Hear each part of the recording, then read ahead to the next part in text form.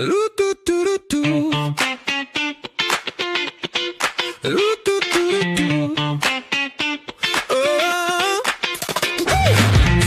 tabs on my phone at dawn, scrolling through the carnage, what went wrong? Grammar sold steady, rookies on the rise, mid-prices tempting me, danger in disguise. Big J calling from the couch, mate, check your side. Joe bragging about a loophole, riding that tide. We're traded in our hopes like stocks on a screen, chasing that price rise, living the dream.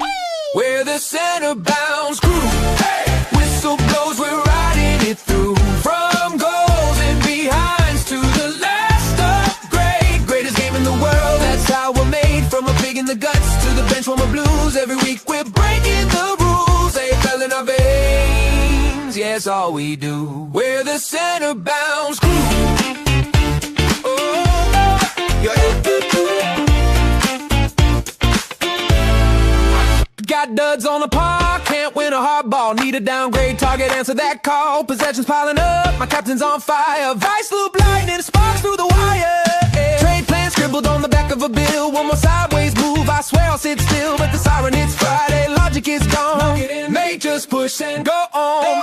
Who you backing in? Who you backing in? Who you backing in? Yeah. Who you letting go? One more risky move, then we steal the show. We're the center bounds crew. Hey! Whistle blows, we're riding it through. From goals and behinds to the last upgrade. Greatest game in the world, that's how we're made. From a pig in the guts to the bench from a blues. Every week we're breaking the rules. They fell in our veins, yeah, it's all we do. We're the center bounds crew. We're the center bounds crew. Oh yeah, the center bounds crew. The center bounds crew. The center bounds crew. The Center Bounce crew here yet again for the Monday night live stream. Hope you're all doing well. Hope you're having a good one. Hope your weekend was good. Your teams did well. Your team, both from a Supercoach and real life perspective. And guess what? North Melbourne are fighting for wild card. Get around him. Whoa, wild card, mate. That's wild fun. I tell you what. I don't know what the stats are, Joe, but North Melbourne have not won 3 in a row in donkey's years, mate. Absolute donkey's years. We've won 3 in a row. Yes, it hasn't been against amazing teams, but it doesn't matter. We got 3 in a row. And if we don't win any more for the season, all right. But I said to you guys, coming into the season, I needed, I wanted 8 wins. You can only play 2019. There you go. It's been 7 years. You can only play the teams that go ahead of you every week, whatever the AFL's fixtured. So easy teams, hard teams, whatever. But I said to myself, and I said to you guys, I'm like, hey, 8 wins is a minimum. If we can double what we've done in previous years, then fantastic. And, you know, North Melbourne's doing that and potentially going to nab 1, 2, or 5 trade targets this year. So we'll see what's up with it. We don't have an abundance of picks, but there are a few free agents, and it's just showing a little bit that the team's getting better. The game was a shambles, Joe. North Melbourne can't kick straight, but somehow still got the win. A win is a win. That's it, right? Me and Dom Toretto have something in common there. Oh, mate, it's yeah. I suppose when your opposition outshit you, essentially, you know, it was really a battle of who wants to shit it up more, and we certainly really took the shitness into overdrive, and yeah, that's why we're wallowing all the way with 1 measly win for the year, and doesn't look like another one's going to be coming anytime soon. I tell you what. So yeah, well done to North. Good results. Freo continue on their merry way. Obviously, the Suns now are a draw out from top 10, so a lot of pressure on the Suns. They're in the toilet. 4 losses in a row, if you don't mind. Now, you know, 1 against the Lions, that's fine. 1 against the Cats, that's fine. 1 against the Hawks, That's fine. One against Fremantle, that is also fine. So, but you know who was their one before? Who was their loss before the bye? North Melbourne, woo, baby! 5 losses in the row, Gold Coast. Oh no! This is lost to us, and then they have a week off, and then they keep losing. They are in free fall. This game against Collingwood is gonna. It's honestly almost gonna make or break them right now. If they lose to the Pies, it's basically GG. The Suns are cooked. They've been sunburned, sun-kissed, whatever you want to call it. Want to make a Fanta joke. They will certainly be swallowed up and eclipsed by other teams. That's great work there on the Fremantle. Very, very nice. The Swannies, are they pretenders? They had a tough game. They're up against the Brizzy Lions. Definition of a coin toss, but the Lions absolutely ripped them to shreds. Is that more of a testament to the Brisbane Lions coming back? Or is that more of an indictment on the Swans that they could potentially be really shaky because they struggled to get over the line against Port, and then the week before that they struggled to get over the line against the Saints. So is this a sign that the Swans are getting found out a little bit here? Well, I mean, we saw Grundy not having the best week, didn't we? And obviously it starts from the ruck and then works its way out. Both teams came off the bye, and yes, Sydney were higher on the ladder. I only got 2 tips wrong this week. One of them was Sydney, and another one, I can't remember what the other game was. If I quickly pull it up, I think going to your point, Joe, it's a bit of a mix of both. To be honest, I think it's a Sydney struggling a little bit, but then also, I tipped Adelaide to beat Port. Sydney struggling a little bit, but also Brisbane bouncing back. We knew their team was a lot better than what we've seen in previous weeks, and they've started to show it, right? Home field advantage definitely makes a big difference, especially for Brisbane. I mean, we can say the same thing about Freo as well. Home field advantage is just phenomenal. But yeah, nice to see them bounce back, and truly something the commentators were talking about over the weekend, what I was listening to, the way the fixture's been set up, you've got all these teams that have struggled the first 2/3 of the season, and now they're just ploughing home. I mean, we look at Brisbane, for example, haven't had the greatest start. Cool, now they're ploughing home. Same with Carlton and a few of these other teams. It's not about how well you start the season; it's about how well you finish it, really. Yeah, I mean that's the whole thing about peaking at the right time, timing your run. Obviously, it's not, premierships aren't won in June or May or April. That's not when premierships are won, right? Premierships are won at the end of the year, and you don't want to be found out. And I think the Swans are a little bit too obvious for the way they want to move the ball with that forward handball. And you've sort of seen it quite often against some really good opposition that they tend to struggle, and they've been really good at dominating on the weaker teams. I mean, they did win by 120 on points against the Tigers. That was, a month ago now. So, and that's definitely helped the percentage be boosted up. Yeah. But yeah, you wouldn't have the Swans as your premiership favourite. You'd certainly be having Dockers, Hawks. They're basically undefeated, right?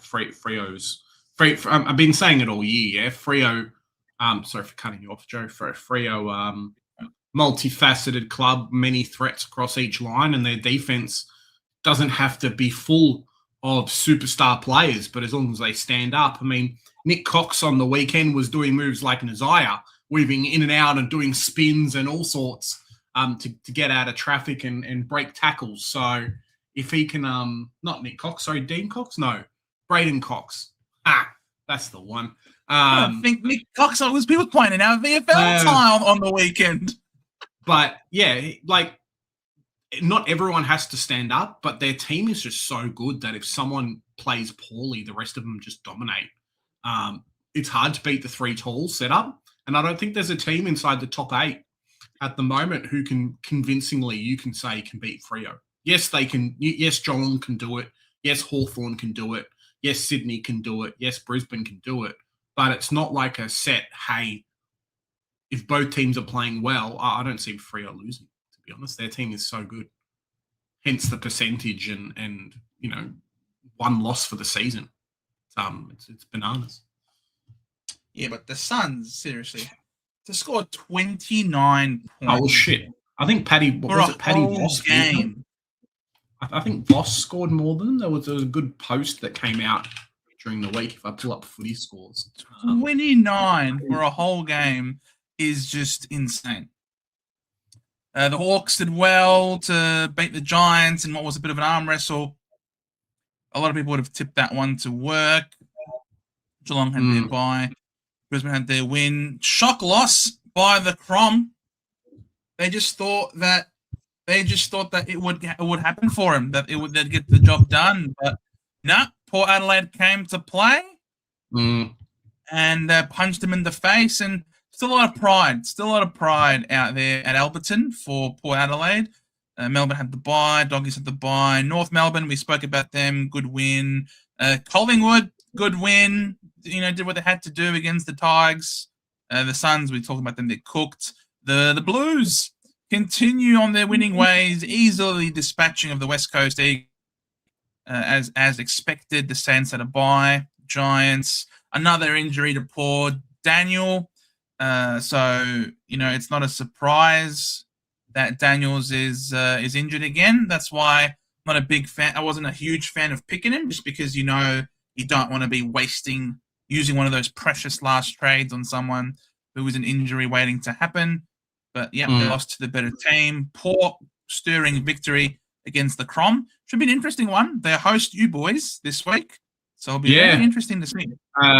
Repeat of the kind of the opposite, I guess, of the game that we played them in round one. We got the win at Marvel Stadium. Port Adelaide came in. They weren't as strong. I think this is still the last week where no Paul Curtis, which really hurts. For us, no Tristan Cherry, potentially, for us as well. So it's going to be a tough match. If we play the way that we played Essendon against Port, they're going to get the win. But hopefully we can pull it out of the bag. We'll wait and see. It's a tough game.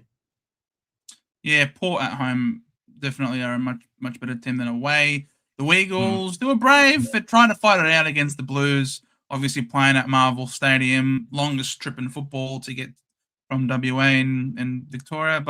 And then they came up against a team that is in rampaging hot form. 6 wins in a row for the Blues. They haven't lost any fans. West Coast back at home now, and Adelaide really are licking their wounds and want to bounce back strongly after that disappointing loss to the Power. Tigers, well, yeah, just a question of how much really against Carlton. And the Bombers, yeah, I mean, we sort of spoke about them a little bit before.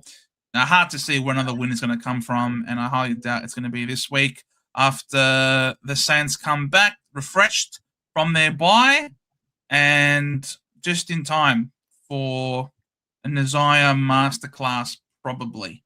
So we'll see what happens. That was the round of football that was. Now let's go through the comments.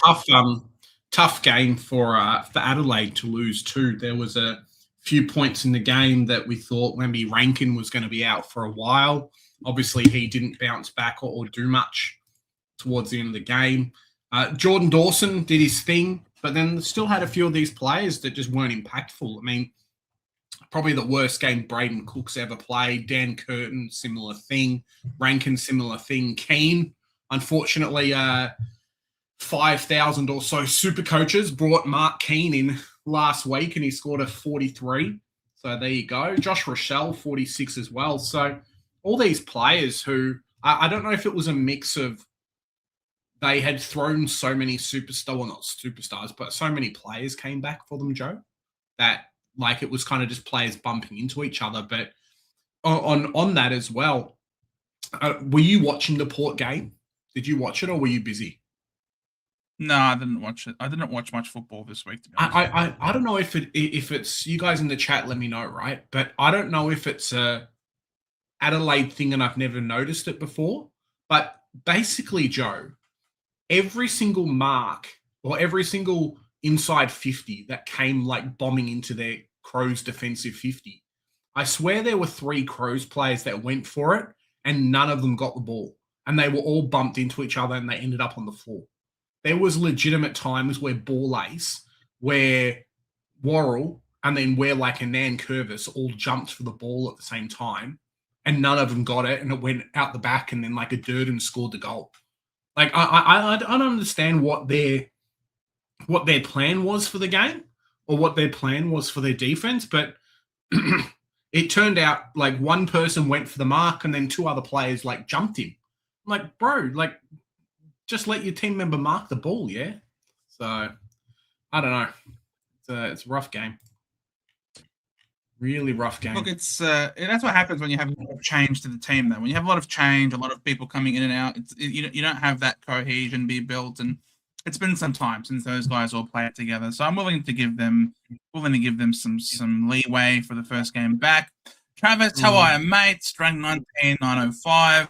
With Daniels injured, I'm going my best 22 with 2 trades left. Hope everyone else is in heaps of better situation. Living the dream. The Cinebats crew winner. Yes, sir. Oh, there you go. Look, if it's any consolation, I'm not doing that hot. 14,876. I somehow managed to climb. That's now, I don't know how many weeks in a row now of green arrows. So I'm pretty happy about that. I unfortunately did something stupid. I have to confess to something, Jez. I've done something very stupid. Okay. Last week. So I was on Mailbag last week.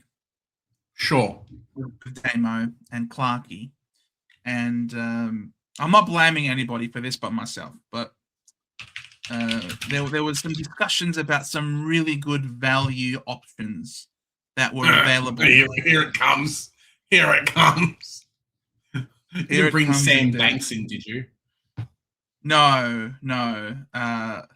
A different type of value. So I was on with Clarkey and Damo, and they brought up this really good possible guy that they were both very confident in and both believed in and thought this was great flexibility, new role, good value, blah, blah, blah.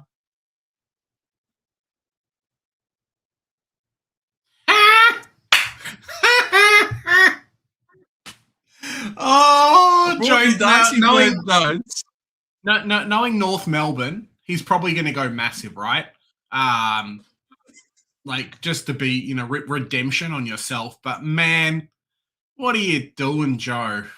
Oh, it just cemented to me why I should never listen to anybody, and that was that is. I could have told you that. This is the definition of don't listen to anybody anymore, and just back yourself in. But it's literally in the name, Darcy Burn-Jones, and I literally made that joke that he is a burn man. So of course I went with the burn man because I wanted to keep my trades. Initially, I was going to do. What was I doing? I was trading out someone and someone so that I could get Luke Jackson and Herbert. It would leave me with 2 trades. But I thought, you know what? I'll just do the single sideways. Oh, you didn't get Luke Jackson, bro. It was going to be. Come on, Joe. Come on. It was going to be Luke. It was going to be Sinclair for Jackson, but I didn't have the money to do it, so I was going to have to use another trade to get Herbert in as well. So I thought, you know what? Rather than going down to 2 trades left for the year, and because Damo and Clarkey were so happy about Darcy Burn-Jones, I thought, you know what? I'll just do the single sideways to get Darcy Burn-Jones and then save myself the trade because there's heaps of injuries out there. There's going to be lots of injuries for the rest of the year. And I thought, you know what?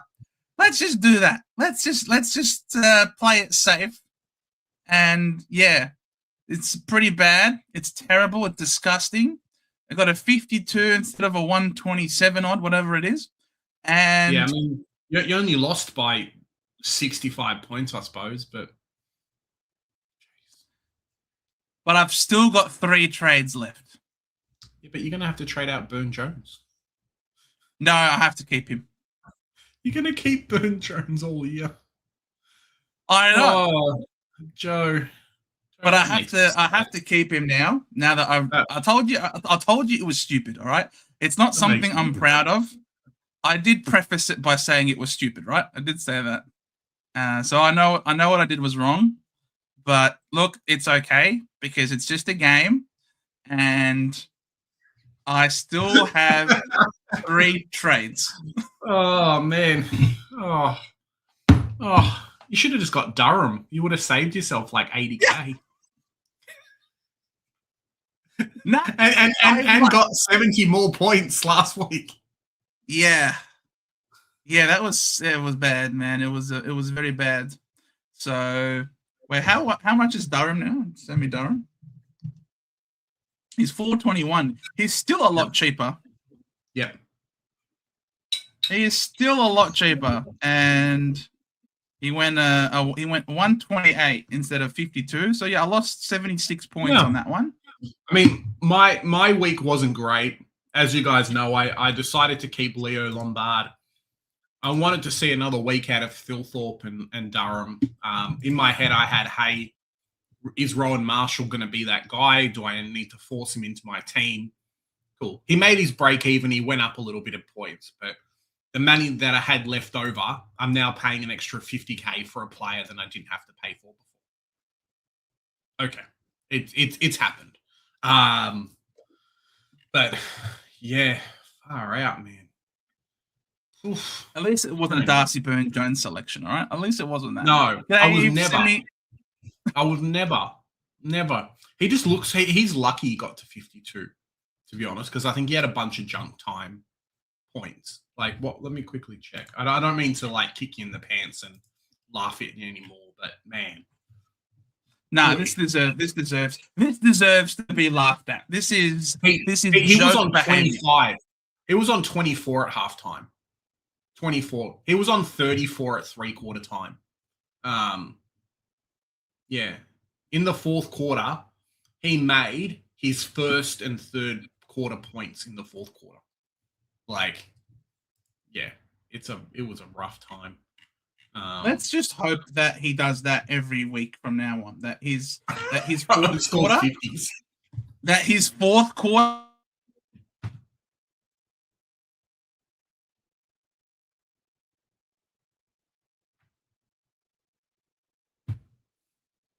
Oh, we lost you, Joe. Don't know what's up, but we've lost him. Nice work, Nightfall. Hopefully Joe's just going to drop out and we'll fix it up. Nazaya, Wangani, Miller, and Fielder and Fitzgerald to pay for it, but no forward cover. Pod and Ban. I think Pod will come back. Or Wilkie on field, and Cooper Harvey is F7. Cooper Harvey. Who's got Cooper Harvey in their team?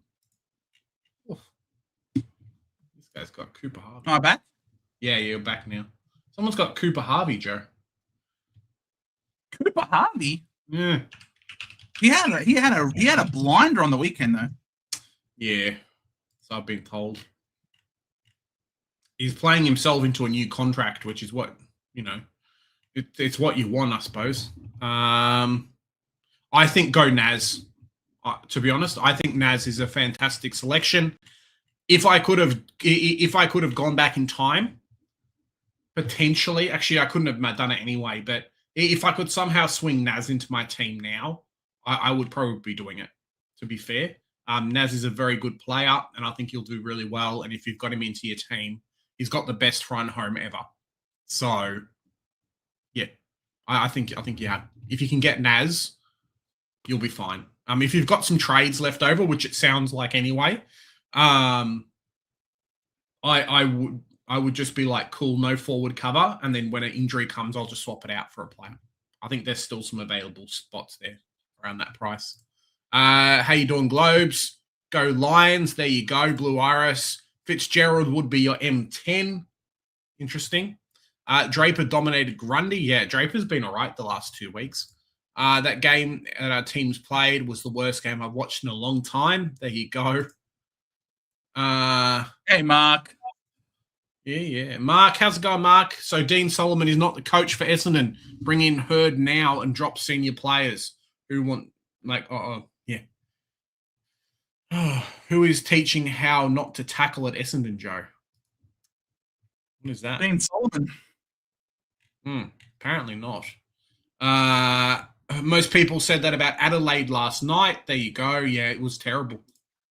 Hey, guys, what a week. Opted to go with 3 pods in my forward line, trying to catch up. Having Daniels, De Goey, and Richards. Richards and De Goey did fine. With Daniels going down, let me only 2 trades this game over for me. Greek Raven, I did post. I don't know if Joe wants to show it. But I did post something from Sammy Edmonds in the personal chat that should give you some light for Daniels. Unfortunately, he's probably the one that's really not bounced back that much. But, if you can hold him for a couple of weeks, you should be fine. He should play again. Let's hope. That's why we have injury trades, yeah? So you've got 2 trades left. If you want to get rid of Daniels, there's a few options. Let me see. Brett Daniels, 383. Go to Thilthorpe. If you don't have Riley Thilthorpe, chuck him in your team. He's got a fantastic run coming up. Greek Raven. Fantastic run. It is like top notch run. Plays West Coast this week. Who's going to stop him at West Coast? And then I think he plays a tough team. Then he plays, let me just see. So West Coast this week, Gold Coast the next week. Going to have a little bit of a tough matchup. Sydney, tough, okay. Collingwood at home, probably not the worst game. Then he plays Essendon, Richmond.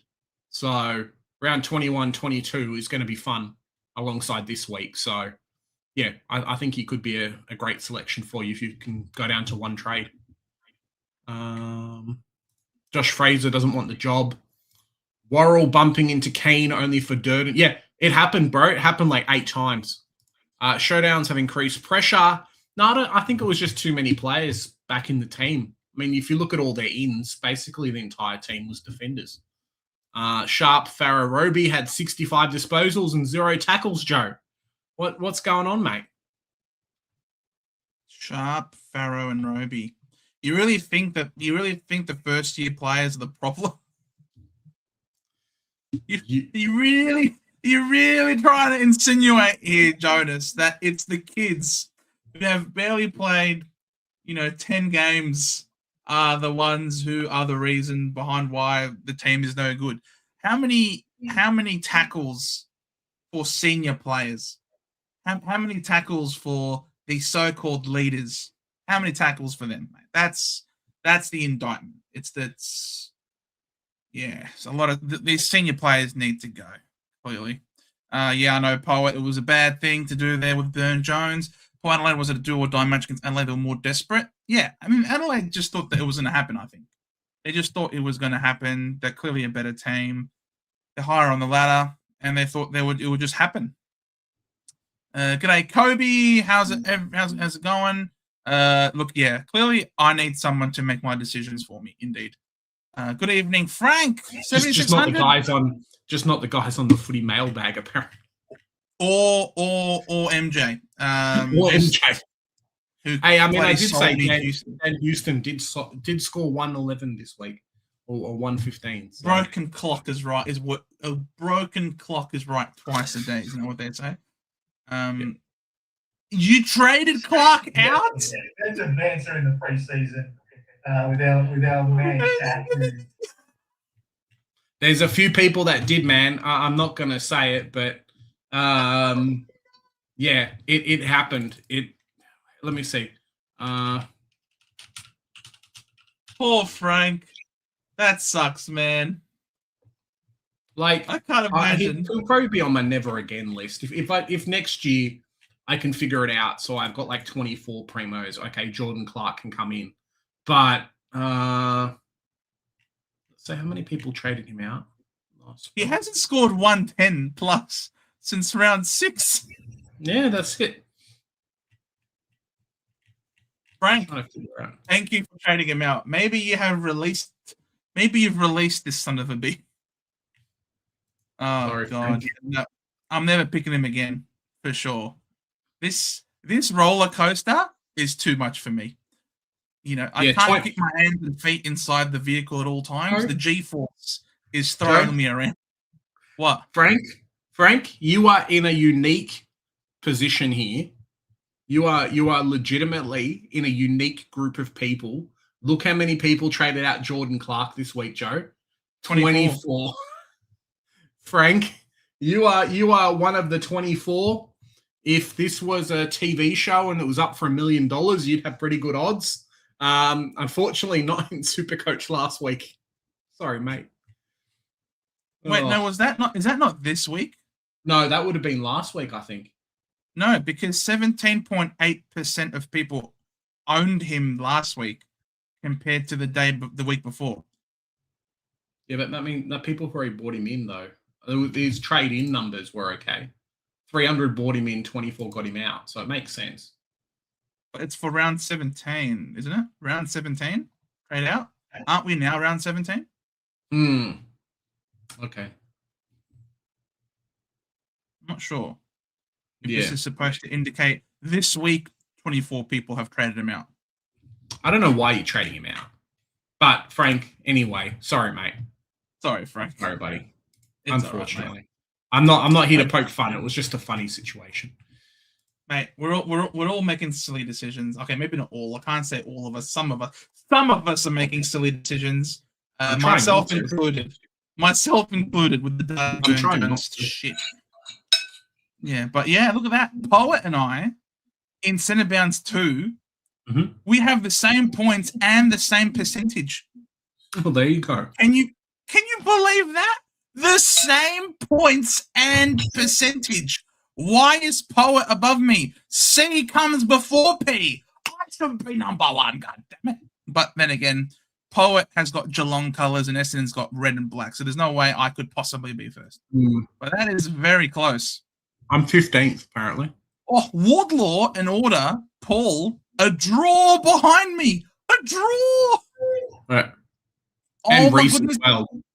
And Reese. Reese as well. They probably drew with each other at some point, these two. Wow, Centre Bounce 2 is juicy, man. This is pretty impressive. What about Centre Bounce 1? What's happening with Centre Bounce 1? Bro, I'm 13th. Yikes. Centre Bounce 1 is good. Okay. What's happening? Ben, of course, Ben. Well done, Ben, with the tug tour. The game ahead of Johnny with the black flag. Still on my face. Alec third. Durham for finals. W 2026 for Campbell. Minimum chips. Cheese moves like Jagger the second. Basic Spudonomics. Cap and Flash. Number 9 has no merit, Stephen. And that's our equal with Hockball. This is probably Mark Lavelle, Buck Don 60. And oh wow. How many of us are on 28? 10, 11, 12, 13, 14. Wow. So we've got. And congratulations to Richard too. If Richard you're watching, currently ranked 60 in our overall league. So doing very well. Yeah, I'm currently ranked 138th in this league. Hoodwinked Richard ranks 60 overall. Gunners Sean ranked 135. Blue Ballers 137. Well done. Keelan's Kings 283. Gorn 4A. Day Costa Goey 311. Humpty Dumpty's Christine 324. The Tug Tour also 324. So we've got 7 people inside the top 500. Well done. Dudes and dudettes. Very, very impressive. Rounding out the top 1,000. Truffles of Greatness. Tristan. Whisper Max. The Horny One. Poet is ranked 835. Yeah. Warmer Turtles. Games Gone is 1,008. So we've got our top 12 are within the top 1,000. This is a wonderful, very wonderful job here by the Centre Bounce community. Not too shabby. I'm trying to jump up the rankings a bit. Over the next few weeks, we'll see what's up. I beat Ben.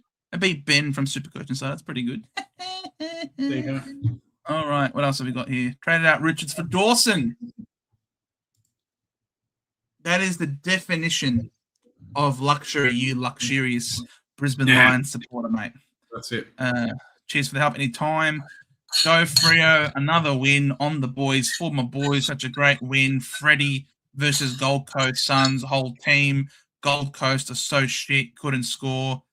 Great win. Yeah, sure. Yep, exactly. Nassau Holmes for last defensive spot. Jez reckons Nas. I reckon Holmes. I think Holmes' run is incredible. I think Holmes. Have you seen how many games Nas plays at home? You want to see how many games that Holmes plays at home? Nas plays no games outside of Melbourne for the rest of the year. Holmes plays no good teams for the rest of the year after this week.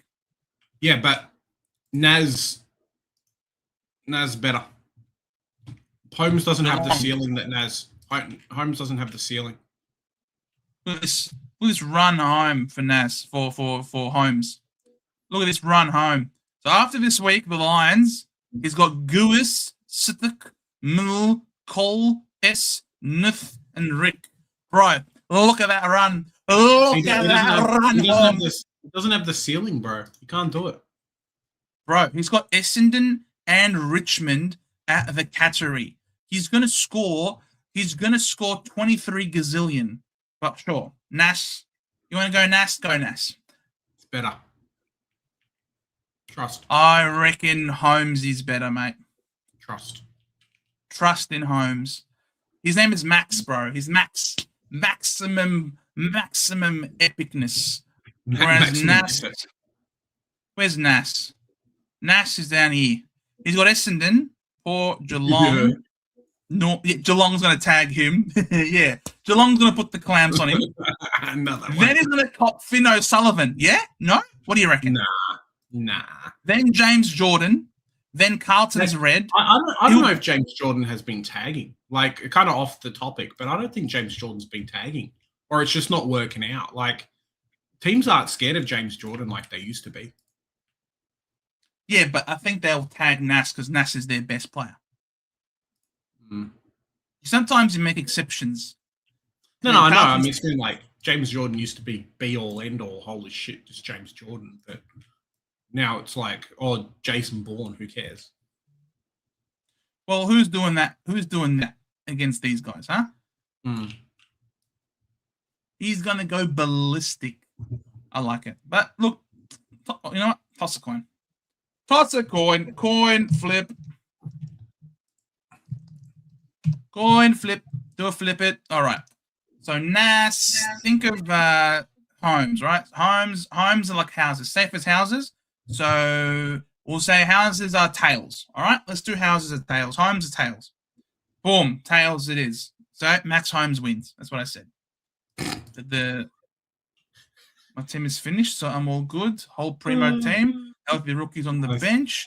Every time I get to Bali, I get reminded by my parents, don't drink tap water. It's so hard to try not to drink it. Yep. The same thing for me when I was in Nigeria, mate. Same thing. It's like you don't want to go home and be sick. Or worse, be sick while you're there. So better not. Paul is great. I agree. Kobe, it's very nice. But yes, we take things for granted. Even the tap water is it's a blessing. Jordan Clark became Clark Jordan. For the people that are there. We all make silly decisions at Broughton Goulden last week. It's not Darcy Byrne-Jones bad, but it's pretty close. Yeah, it's pretty close. It's probably one of the worst decisions ever. We need a forward rookie. Yeah, we don't really have any, do we? There's not really many that have popped out and said, hey, pick me over recent times. I think next year, similar to this year, you can get away with it. It's always the plan, right? And it's the teams that do it end up winning or doing much better. But if you can do it, stack the forward line as much as you can. If you can decide at the start of the season, hey, these guys are going to be the top of their line, chuck them in your team, and you're going to be laughing, to be honest. It's makes such a big difference. Yeah, and you're normally doing really well. So I would highly recommend for next time if you can. Just look to stack the forward line, bro. Just be happy. On the face. All right. Yeah, see? Holmes is a cat. And yeah, that's what I said. Holmes is tails. All right. But Sean's is like best of 3. All right, we'll do it again. Just for you, Sean. 2 out of 3. There you go. It's tails again. See? Holmes is the king, bro. And the coin knows it. All right, 2v1. There you go. Just to show you that it's not rigged. I promise I haven't rigged it. 2 for Holmes, 1 for Nas. Okay, my last 2 weeks for Supercoach down from 5,789 to 13,303. So 1 trade left. So do I hold or do I go all out and bring in Nas? If you want the season to finish, just get Nas in and then don't worry about playing Supercoach for the rest of the year. You're done. It's kind of true. One of the things I would say alongside that is teams are going to have injuries. You can make up ground if you don't bring Nas in, but you've got coverage and you've got playing players across the board. It really just comes down to, hey, am I desperate for it? More than anything else. So kind of have that decision, that idea with yourself, Mark, and be like, hey, AFL Fantasy's coming soon. AFLW Fantasy's coming soon. It's a really good game. You should get involved. Everyone should get involved. Yeah, if you're okay with not kind of doing much else for the rest of the season, chuck them in, bro. Team is complete. 25.98. Wow, that's very nice. Very, very nice. If I was to optimize, I'm not getting that. Yeah, 24.82. You're smashing it. Beautiful. It's beautiful to see, Jonas. Very nice. Congratulations. 1 upgrade left with 5 trades. Defender needed next week. Maybe, but have HHK. Or Kahan. Right. Nice. You're in a good position, Michael. And in a good position. Very nice. I think my team's going to fall from here. Having a whole track and Noble sucks. Yeah. Well, Jay, this guy sold them the dream. Yeah. And Melbourne's doing better. Nightmare. Melbourne's doing better now, which is hilarious, I think. Yeah, just a weird position, Gold Coast. I mean, we spoke about it before, Joe, about the team maybe not being so good and a lot of issues and stuff with that. I wouldn't put it all on Petrarca. I would say Gold Coast need to figure out what their identity is really. And from that, they can figure out what they're doing. But right now, it's just shit. It is absolute dog shit for them. Yeah, they have to identify, are we Richmond or are we Gold Coast?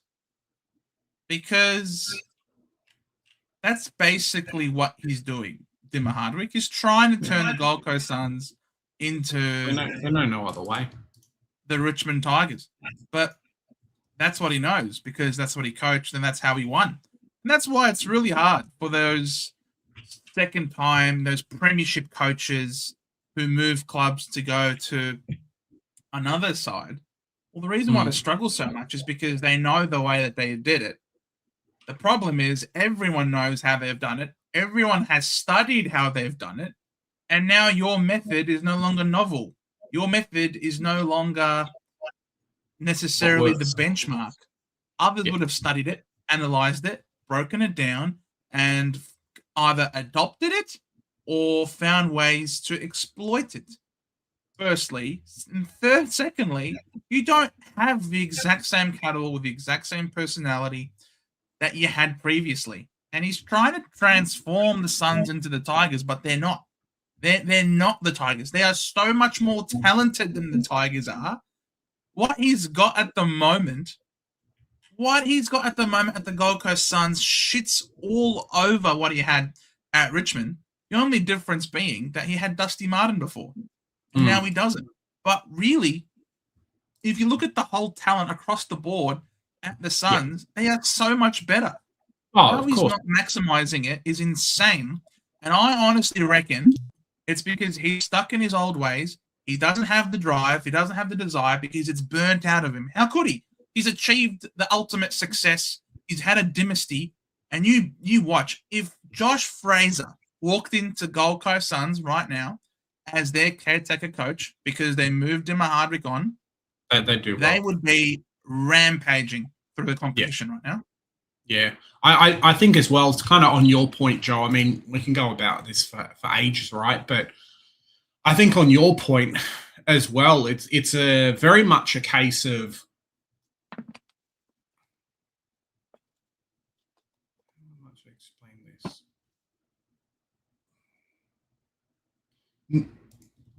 The want to make finals is keeping Gold Coast away from doing what they need to do to be able to make finals, right?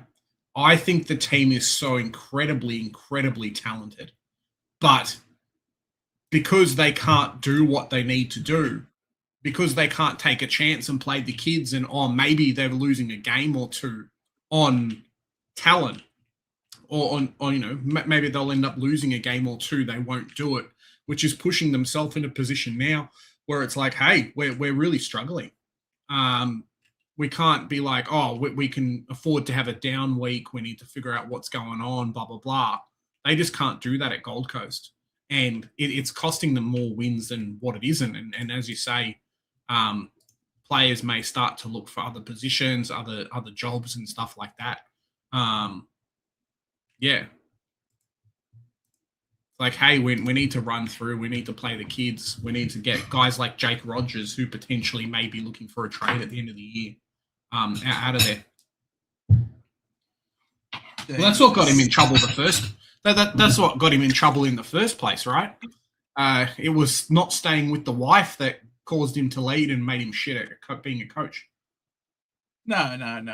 It was that he got over roasted and he didn't want to be around for to be a rebuilding coach. He wanted to go play with the shiny new toys, and now he's throwing a hissy fit. And he ended up taking the younger lady up there with him as an employee now at the Suns as well. I don't even play at Marvel Stadium. I know, even though it's soulless, but it's terrible. He should be under a lot of pressure. He really should be. Bezalenka, Degoe, Zach Bailey, or Chad Warner? On form, I'd pick Degoe. 1,000% on form. On injuries, you don't pick Degoe. Unfortunately, that's not the case. On injuries, you probably pick Zach Bailey. Like, if Brisbane are pushing further for finals like we think they are, Zach Bailey's the guy, yeah? And but on Price. Form, and Price as well. But on form, the goal is pretty hard to beat. Sorry about that.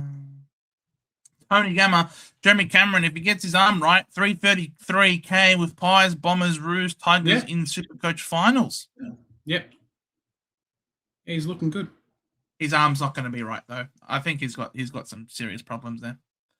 Degoe has been ridiculous. He has been. I'm waiting for NFL Supercoach as his Mark. Wait. The late AFL, I'm telling you, play AFLW. It's really fun. Is Herbert needed if it leaves me with 2 trades left? Is Herbert needed? I think, unfortunately, Herbert can't get DPP.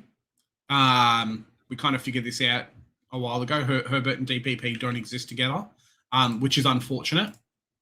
But Herbert's really good. He's playing backline. I don't know if he's taking kickouts or no. Joe can pull it up. But yeah, he looks really good. And he's kind of doing Hall Khan type things, but in a worse team available in our midfield. So if you have him and Kahan, I think you've got some decent coverage across both lines. That's who I've got at my I've got him and Fitzgerald looping at M8 at the moment. 3 kick-ins. Played on from 2 of them. As Herbert. Herbert. What do I do? I've got McKenna, who has a break-even of 6, making 26 off of 67. Do I make the trade for Herbert and get a player who's playing and lose potentially 40 to 50K, or wait and get a potential donor? Why would you be getting a potential donor? What, in case McKenna doesn't play? McKenna should be playing. Why is McKenna not going to play? Interesting. What about the trade for Herbert and going to play? How many trades have you got left, Globes?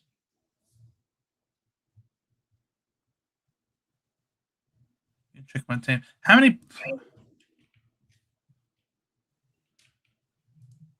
Wait, were you she's on my face, weren't you?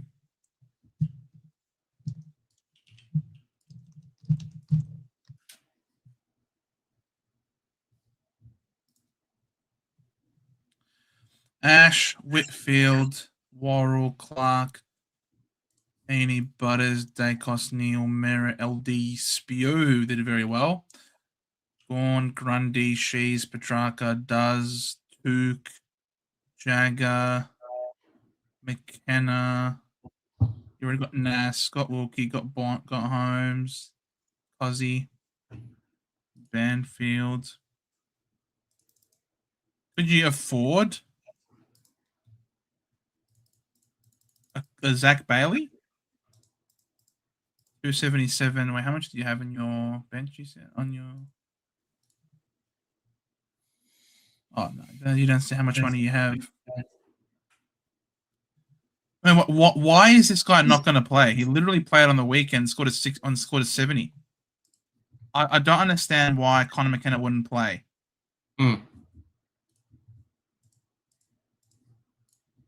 He's literally been playing every week since round 7. Literally every week. 7, 8, 9, 10, 11, 12, 13, 14. And the only reason why he didn't play round 15 was because no one played round 15. They had a bye. Yeah. So just hold him for the week and make the extra money. Question for Joe. Someone should have played Kaka in the reserves first before bringing him in. Look, Ross running around. Look, I mean, I don't mind him playing the kids, giving the kids as much time. I want him to drop a whole bunch of senior players. Needs to give the kids the time. Oh, he has to, yeah. Like I don't want to see any senior. I don't want to see Ridley playing. Just trade him. I don't want to see Parrish playing. Just trade him. I don't want to see these guys who aren't going to be playing next year. Get rid of them, honestly, and just play the kids. So, yeah, that's all I'm saying. Evening, Tatum. No worries, mate. Kids are crook, work hectic, and it's school holidays. All good, Tatum. I have to apologize, mate. Yeah. Is there a world where I trade Noble out ahead of Geelong before Noble bleeds money if new role holds? For Jai Sarong. No, it's trading Noble instead of Jai Sarong. No, I don't think so. I think maybe just a bad game for Noble, to be honest. Should be fine. Because you had a bad game. You lost your roles. Where is he, John Noble? Because he had a bad day. Only one kicking. Holy crap, that's disgusting. Hate map. Wisely forward. This is so bad. You gotta trade him out before he makes you so sad. Because you had a bad day. Nah, I'm not trading any premiums out, to be honest, unless they're injured. Literally the only reason why you trade anybody out at this point is because they're injured. There's such a long season to go. Yep. 7 more weeks, boys. So the part that's going to make or break. Yeah, I mean, you could end up doing a Frank and trading out Jordan Clark, and then bang, he goes 119. I'm not saying the second you trade out freaking Noble, he's going to pump out. Don't do a Frank. But don't do a Frank and don't do a Joe because you'll get burned. Mass, the coach. Yeah, I almost traded Sam Walsh. Agreed. 100% Mass. Agree. Sad that the positioning rules mean MSD players get locked to their position. Indeed. Yeah. Thought early who is going to be good VC or C options. No one in my team, unfortunately. Well, you go off the four teams like we've been doing all year, yeah? So whoever's playing West Coast, whoever's playing North, whoever's playing Essendon, whoever's playing Richmond. I don't have anyone good from St Kilda. I don't have anybody good from Carlton. I don't have anybody good from Adelaide. Let's And go the only Sam good Walsh. player, Just go Sam Walsh. I'll just go Sheasel Yep. as my Whoever into captain, Sheasel. Whoever into and I'll Sheasel. VC the Bond. Why not? Because Bond's had a week off to rest. Looks good, Or mate. is it maybe Collingwood against, or is it maybe Dacos against the Suns? I don't know. The Suns tend to consider a lot of points to midfielders. Maybe it's Nick. I don't have Nazaya, unfortunately. He's gonna kill me.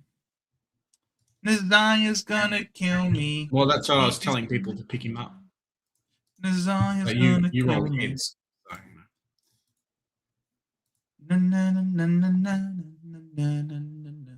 Nazaya's gonna kill me. He'll kill me. He'll kill me. Why don't I have Nazaya?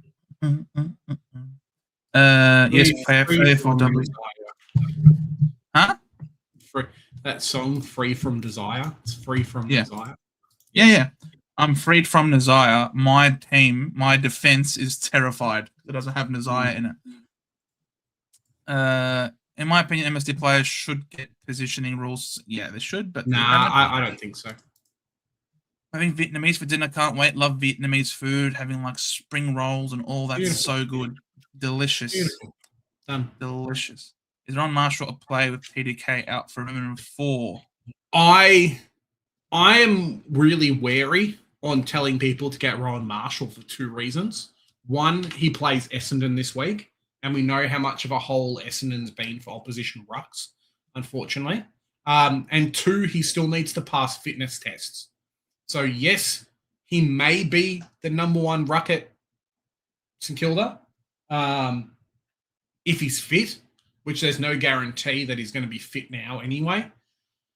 And there's no guarantee he's going to make his break even. Now, me saying that, he's probably going to go 160 and shove it in my face. But, yeah, he's just not the fittest player. And TDK could be back some point soon. So, yeah, maybe give him like 4 weeks for TDK. So can you really say, well, I've got 4 good weeks out of Marshall, but now TDK's come back and like it's back to being shit again, you know? Probably not. Marshall can go massive or give a 50-60. Risk reward type for sure, yeah. Yeah. You know what's going to happen. Yeah. Sunbathing, getting a tan, getting healthy, enjoying a break. Bruv, stop it, Kobe. Stop it. We're happy for you, but at the same time, we're not happy for ourselves. It's a very fine line, okay? It's a very fine line. No need to push buttons here, okay? Yes, drop Zach 2. Agreed. Noble welcome good, you hope. Early VCs and Cs. I know Mark's on the DC day cost VC, which is nice. But yes, certainly Dawson could be very good. Dawson could be very good. I reckon Bond could be very good. Could Holmes be very good? Thursday night VC tends to be very nice. Yeah, could work out very well. For captaincies, maybe you're looking Dacos. Maybe you're looking Nazaya for sure. Could be looking at Butters if Butters isn't tagged by Foss. Sheasel won't get tagged, you don't think. Jackson against the Guis could be good. Mm. Who took all the kick-ins? Oh, I sort of showed it there. It was shared between Yuland had the majority of them, 6 of them. Bodie Yuland. Noble has been moved to the wing. Yeah, it's been disgusting. Mass captain a lock this week. Lucky you. Told you Washcroft was a good pod last week. You did. Baz scored big against Lions earlier this season. He did. 2 weeks off for Baz. You'd think he's super refreshed now. Nass or Heaney? Probably Nass. I still pick Nass. I woke up this morning, went to get breakfast buffet, and there was a guy and smash his head into the window, landed on the ground, was quite full on. What the hell is going on?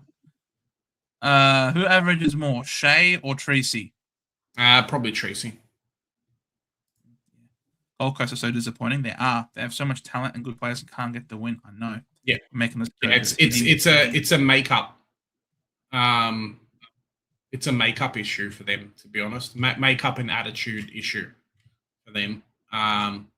You got good players like Leonardo Lombardo who are spending 10 minutes plus on the bench during periods of play, and I'm just like, what are you guys doing? You know, what's going on? Why are you doing stupid shit? So, yeah, there too many egos at the club, and yeah, too many problems that come from too many egos. It's not a good position to be in. Which teams for each position have the best run for the rest of the year? Yeah, sure. So if you want halfbacks, North by far the best, followed by why I picked Lukey Parker. Same. Well, I got Parker. Caleb Daniels. Holmes. Well, I've got Holmes as well. Well, I'm happy to have Hawker Han. Well, I've got Darcy Byrne-Jones. Love it, Joe. Oh, that's so good. I'm such a freaking idiot. I swear I'm so dumb. All right. And then if you want a ruckman, the best rucks. Oh no, why did I not get Jackson? Oh, I'm so stupid. Why did I not stick to Jackson? And then if you want an inside mid, could go to Geelong. There you go. Baz/Holmes. Day and Newcomb. Very nice. Not bad. Dawson. And then if you want a key forward, let's have a look at Tracy's run home. What's Tracy got? Tracy, it's not the best. If you have a cat player, they're very nice. So you could jump on Shannon Neal in the last 4 weeks. I reckon. Let's jump on Shannon Neal for the last 4 weeks. Poor Adelaide. Just send Darcy Byrne-Jones forward as well. Why not? Just send Darcy Byrne-Jones. They've got an easy run home in the forwards, do they? Maybe. Perhaps. Yeah, no, don't go key forwards. Let's have a look at the general forwards. Freed from desire. My defense is terrified. Geelong. Yeah, Geelong's not bad for the general forwards. So, Brian Myers potentially could be very cheap. That's what someone who was looking at. Brian Myers. I think he'll be cheap, no? Brian? Yeah. Brian Mears. There you go. 362k with a break even 104. Brian Mears could be a really sneaky shout to end the season. He always flies under the radar a little bit. Just hasn't quite hit his strap. Yeah, correct. But when he's fit, he can go 100 plus. And that price, with that run home, pretty good. He's got Richmond. It's Richmond and Essendon. Sorry, you can't really see it behind this. Richmond and Essendon at Geelong. It's why we liked Baz on the way home. Correct. And he's got Collingwood as well. Could go big. So, yeah, a lot of juicy matchups here for Brian Mears. I think he can use my last 2 trades. Sherry to Nazaya, Daniels to Durham.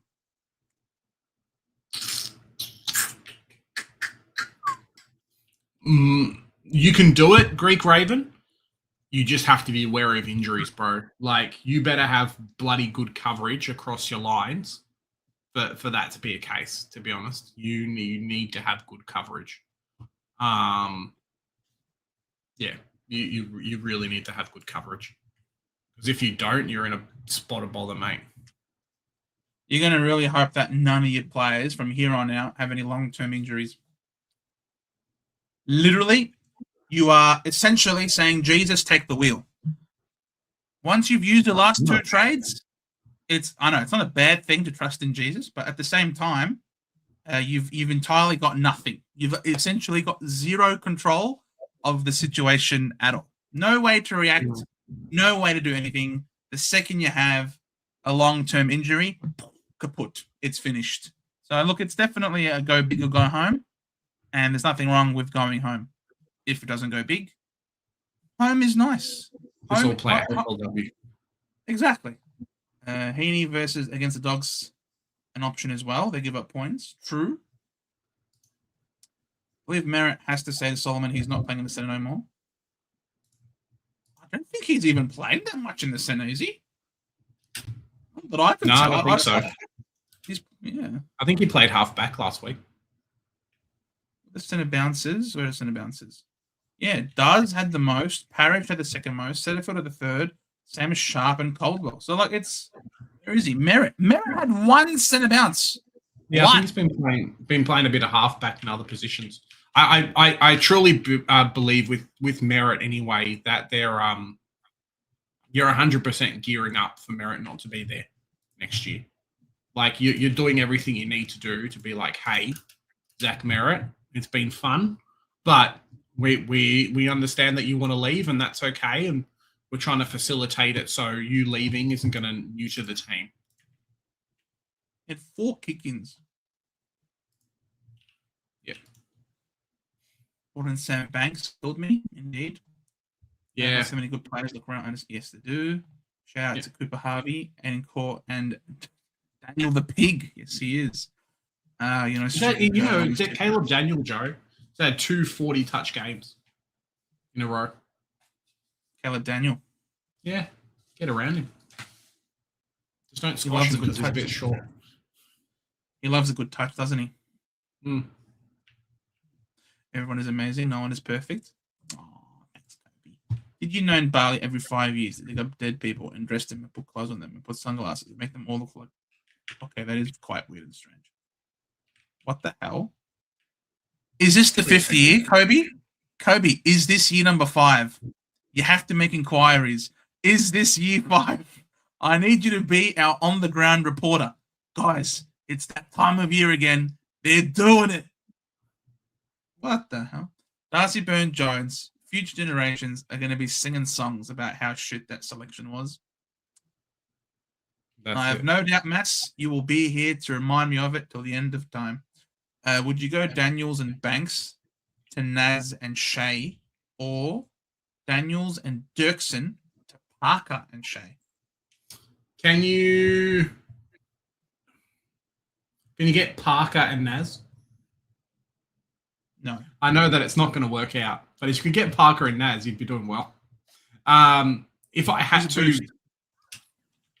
Oh, yeah. What are those again? Can you get Murphy Reed? Can you get Murphy Reed instead of Shai Bolton?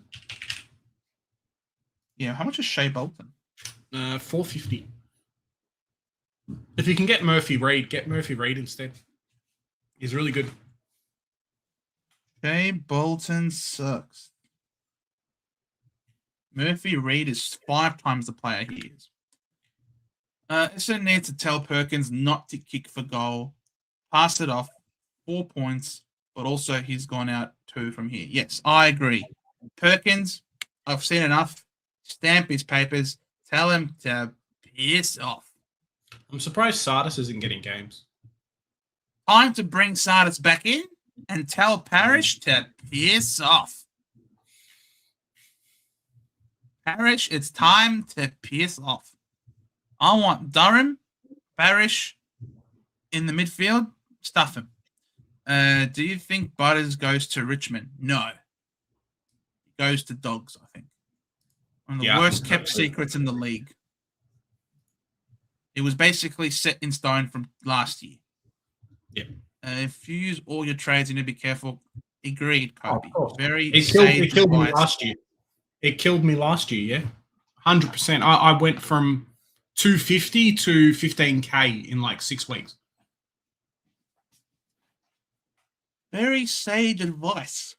anything is possible. Poet through media are going with dogs. Well, the thing is, I think the thing is, Blue Iris, someone else was making inquiries about Butters. I forgot who it was, but someone. It was, I think, a recruiter. me. It was you, of course. A recruiter from another club had basically said that they have withdrawn their interest in getting Butters because of discussions that might have taken place 12 months ago. So I think it's it's sort of come out saying that he's basically gone. Indeed. He's Max. I reckon Jason Horn-Frasis will be taking over the Butters role next year. Yeah, probably.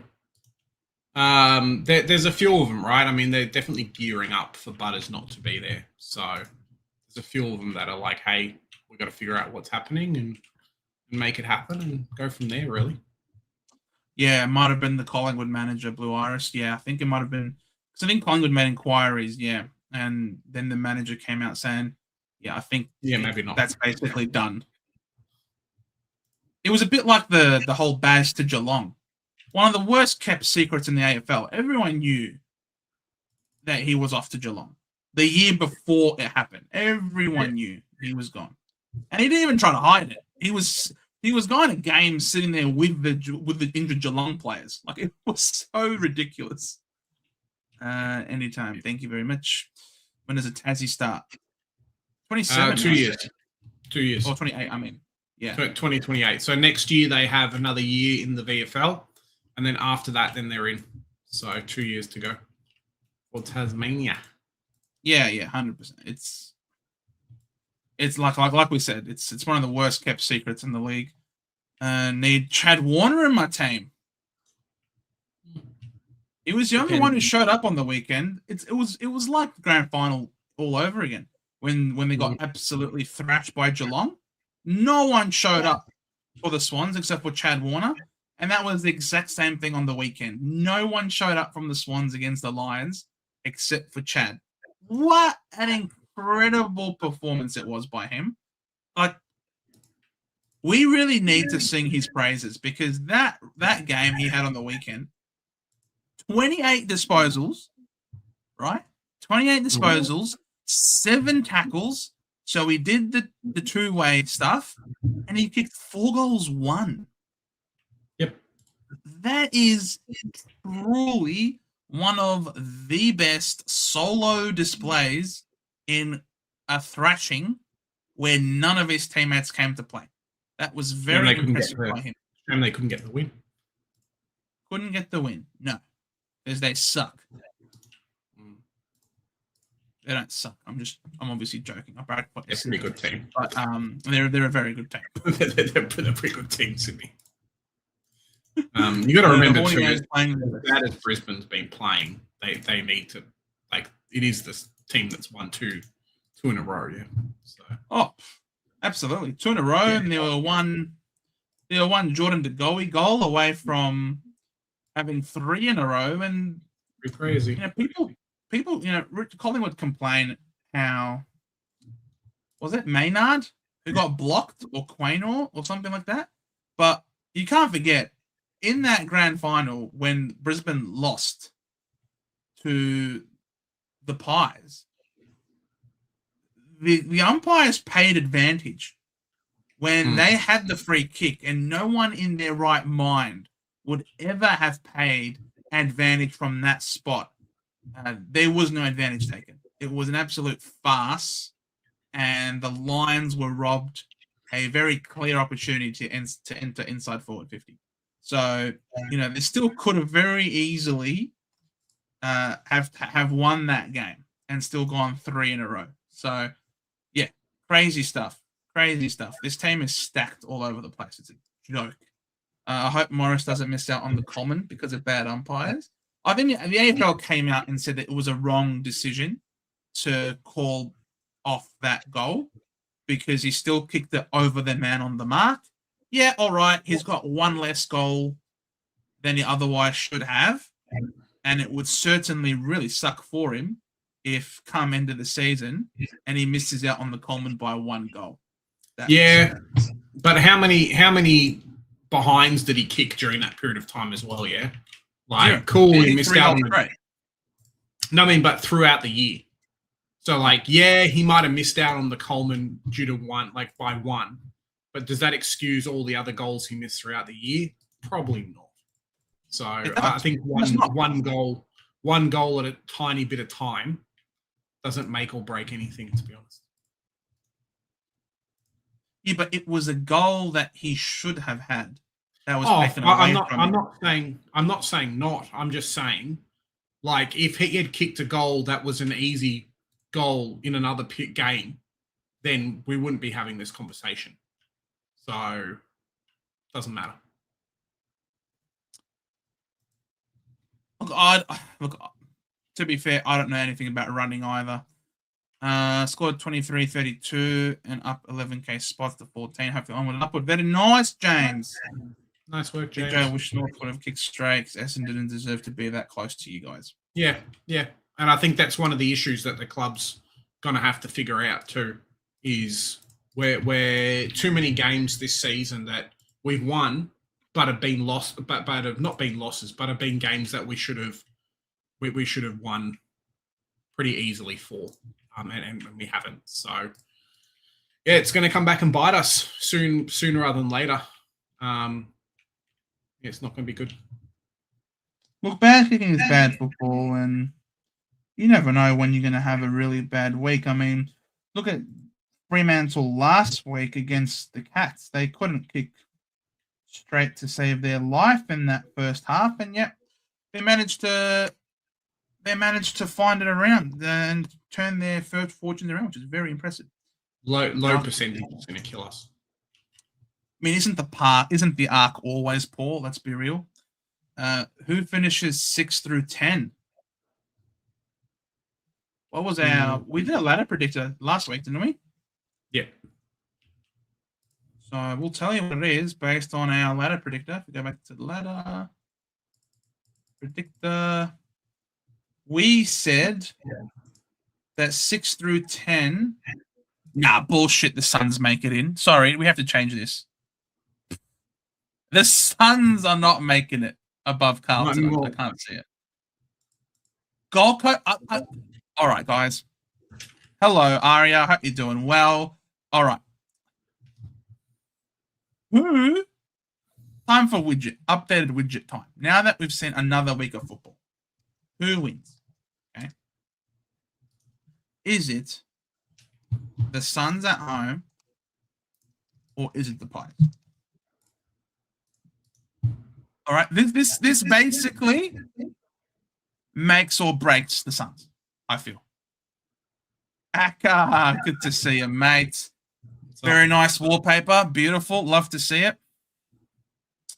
There's a podcaster that said Essendon is close to a premiership than Carlton. Instant report for false info. And I'm not even a Carlton fan. You also said Geelong are no good outside Geelong. False report times 2. Look, people can have their own opinion on stuff. It doesn't mean they're right. True. And ultimately, at the end of the day, it's basically a nothing discussion, isn't it? Because it's a guessing game. Yeah, because literally only the fullness of time can tell whether or not which team is closer anyway. Certainly, you would say at this point in time, there is no doubt in anyone's mind that Carlton are closer to a flag this year, because there's no chance of Essendon winning it this year, whereas Carlton are on absolute fire and winning 6 games in a row. There's no reason why Carlton can't win the flag this year. If they continue to win every game, then they could go all the way, can't they? Why not? If you don't lose, then you win. Exactly. If you don't lose, you win. I reckon Carlton could make it in top 10. They could, certainly. Yep. 6 to 10 is bullshit. Keep the 8. Only the 4 have the best chance of winning. I agree. What's the thing, Mark? I sort of said it in my video. You've increased the number of people. Who are capable of playing finals, right? You've increased the participants, but you have diluted the contenders. the contenders now are purely the top four have a greater advantage than ever before. Surely only one team a week by when Tassie comes in. I think that is the I don't know. I don't know how it's going to work. It's a podcast full of rage bait. He said Nick Watson isn't half the player Cozzy is. And I'm saying this as the biggest whiz hater out there. He's saying Watson isn't half the player Cozzy. He should have been at North Melbourne. I'll die on that hill. He should have been at North Melbourne. Watson or Cozzy?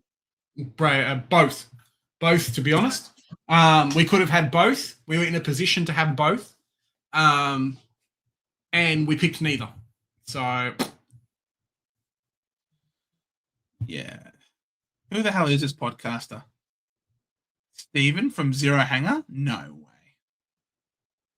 It's a premiership. Haha, maybe in 40 years' time. True. Wow. So the people genuinely reckon that the Suns... Who do you reckon wins, Jez? Suns versus Collingwood. Yeah. No chance Suns win. So vote for Collingwood then? Yeah. No chance. We need a tiebreaker. No chance. No chance. Not on current form.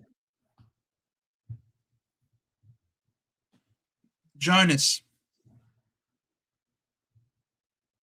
Exactly. That buy was created by the AFL.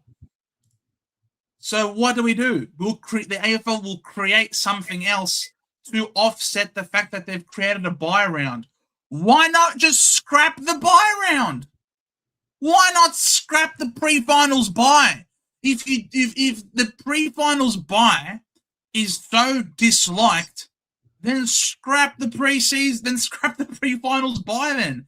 Why are we creating a top 10 nonsense? It now only continues to put the nail in the coffin for 7 and 8. Yeah. 7 and 8 haven't won. When was the last time someone in seventh on the ladder won the? Huh? Was it the Doggies? I don't think anyone from 7th has won it, and I think the only one has been the Doggies. I think they won it from 6th, didn't they? No, I thought they were 8th. Has anyone won the AFL flag from... Well, all right, let's just try 8th. Has anyone won it from 8th? No team has ever won the AFL premiership from 8th. When were the Doggies? Doggies were 2016. Won it from 7th. And they were the only team. The only team.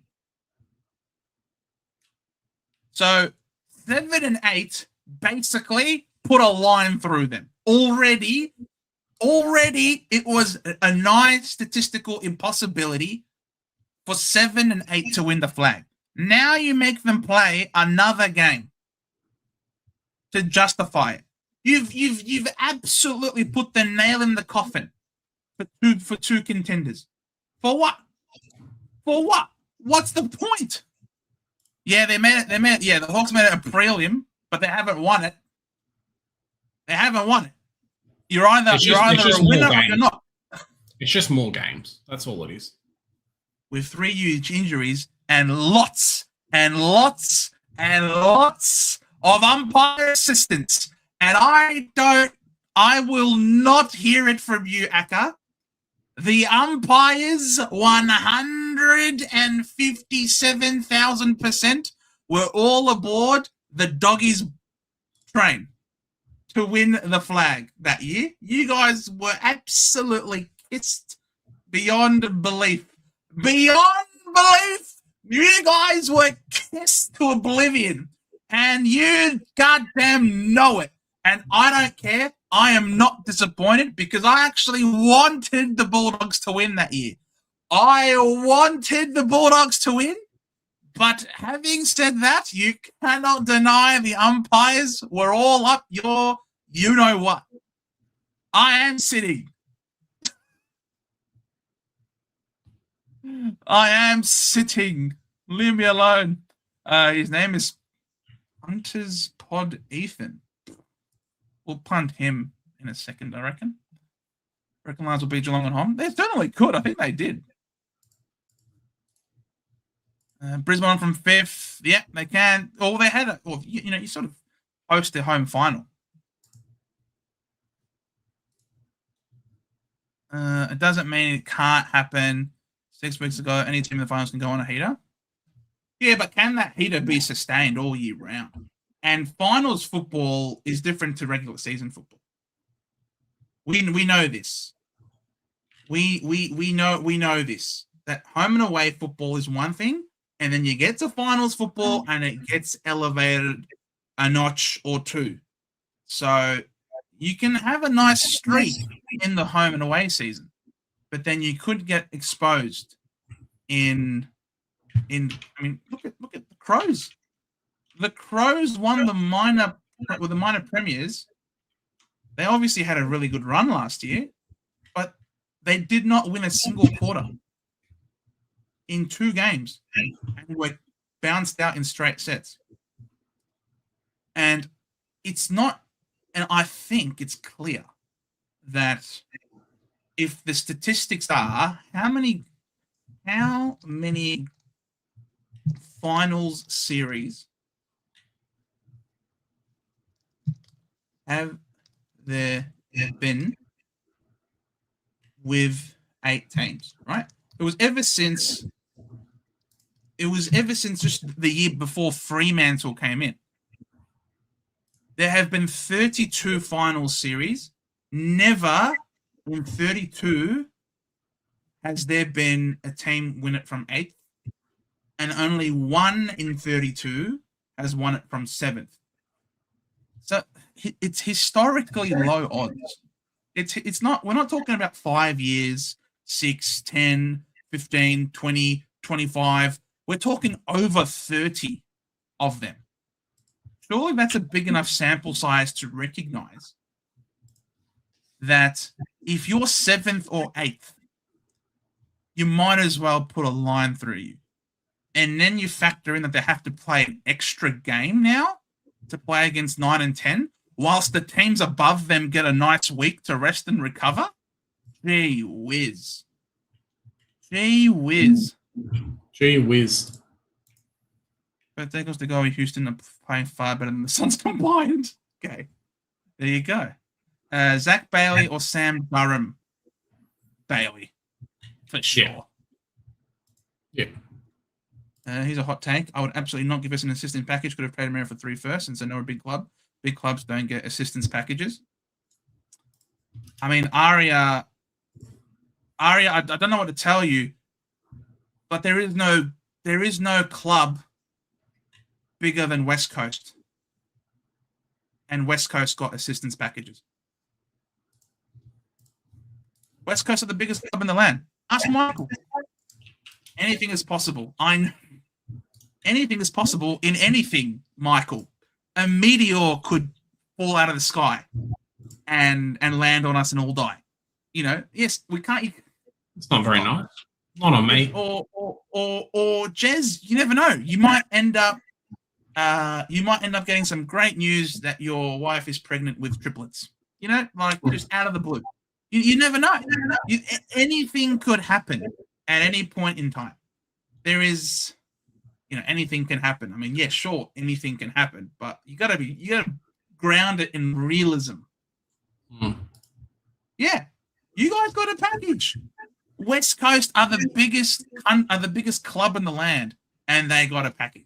If West Coast, the biggest club in the land, who have won a grand final in the last 10 years, West Coast had no way of salvaging their future.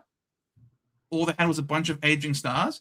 Isn't that what every premiership team has, though? They have stars who played in premierships. As soon as you realize we can't win another flag, you trade them all out. And because they are all premiership players, they all come with extra value because they're coming out of good systems with good backgrounds that can then provide good leadership to the team that they're going to establish standards. Aging stars who have won the flag, they are the best commodity to trade out. That's what Richmond have done. That's why Richmond have got so many great young players in their team, because they traded out a whole bunch of great stars who were aging and were in their team. You turned them into good picks. That is exactly what you want. The Bombers don't have that. The Bombers haven't got anybody who has any star power that have a lot of, commodity. The McIntyre system. That's a good one. Stepping over some big lines. Blasphemy? All right. I'm going to start a new poll. And you guys vote. Were the Western Bulldogs looked after or supported by the umpires in 2016? Yes or no? I'm just gonna leave it. I'm just gonna leave it to the people. Let the people decide. Oh, wait. Stop that poll. Edit. Were the Western Bulldogs? There you go. Resume. I'm just gonna leave it to the people. Can you time Joe out for 5 minutes? You're funny. Bailey Lions have a great... Yes, indeed. I agree. They do. How long does Dimmer have left on his contract at the Suns? Who knows, man? Not that long, I think. I've heard some rumors that he might be trying to go back to Carlton, but we'll see. Damien Hardwick back to Carlton. Did he ever come from Carlton? Like, maybe not come from Carlton, but he might be trying to get himself a new job. Jump ship, you know what I mean? 2-year deal that ends the end of 2029. Yeah, that ain't happening. Yeah. They won't stick with him. He's a bit washed. Meteor could take all the except Essen done, and they could finally win a final. Yeah, right. Impossible. Anything could happen when Jimmy comes back. Oh, God. Exactly. There's no final to win, Blue Iris. No club should get one, but the precedent has been set. Essendon should ask, all right. Don't ask, don't get. That's it. Move over Kane Corns. Joe is here. Bro. Please. Don't. Just because I said this one bad thing it's not even a bad thing. What is wrong with getting the rub of the green with umpiring 1 year? What? How is that a bad thing? You should be happy that it helped you win the flag. You should be like, yes, absolutely. This is great for us. Unbelievable. Man, you were 10 years old when that series happened. This guy, 10 years ago. What a joke. Mate, West Coast at the bottom for 4 consecutive years. You also made finals. You almost made final 2 years ago. And we haven't won a flag. We haven't won a final since 2004. We haven't even been close to winning a flag. They actually won the flag. And why were they bottom 4 for 4 consecutive years? Because despite winning the flag, they did not capitalize on their aging stars. They did not trade them out. They did not turn them into good picks. They didn't do what Hawthorn did. Teams were after a few of them. They did not do what Hawthorn did. They did not do what Richmond did. Elliot Yeo had suitors. They could have and should have turned over some of these senior players, but they thought, nah, we can go again. and they held on to him, and they extended contracts. They had a golden opportunity. MyGov. Exactly. Good old MyGov. They had an opportunity to turn over their list, but they didn't. They didn't. Hey, woohoo review. Good to see you, mate. What's up, buddy? It is interesting. Essendon were top 2 only 30 weeks ago. 30 weeks ago. Essendon are 1 win from their last 29 games. Forget about Freo's streak. Yep. We haven't won a game. We are a Melbourne-based team. We have not won a game in Melbourne since Dreamtime last year. Pretty bad, eh? We are a Melbourne-based team, and we haven't won a game in Melbourne since Dreamtime last year. When was that? Dreamtime 2025. Friday, May 23rd. We haven't won a game in Melbourne since May 23, 25. It has been a year, a month, and 6 days. It's been over a year and a month since we've last won in Victoria as a Victorian-based team. What a joke. Oh my God, Nick Martin won the award. Do you guys remember Nick Martin? Oh, that's a blast from the past. Do you remember Nick Martin?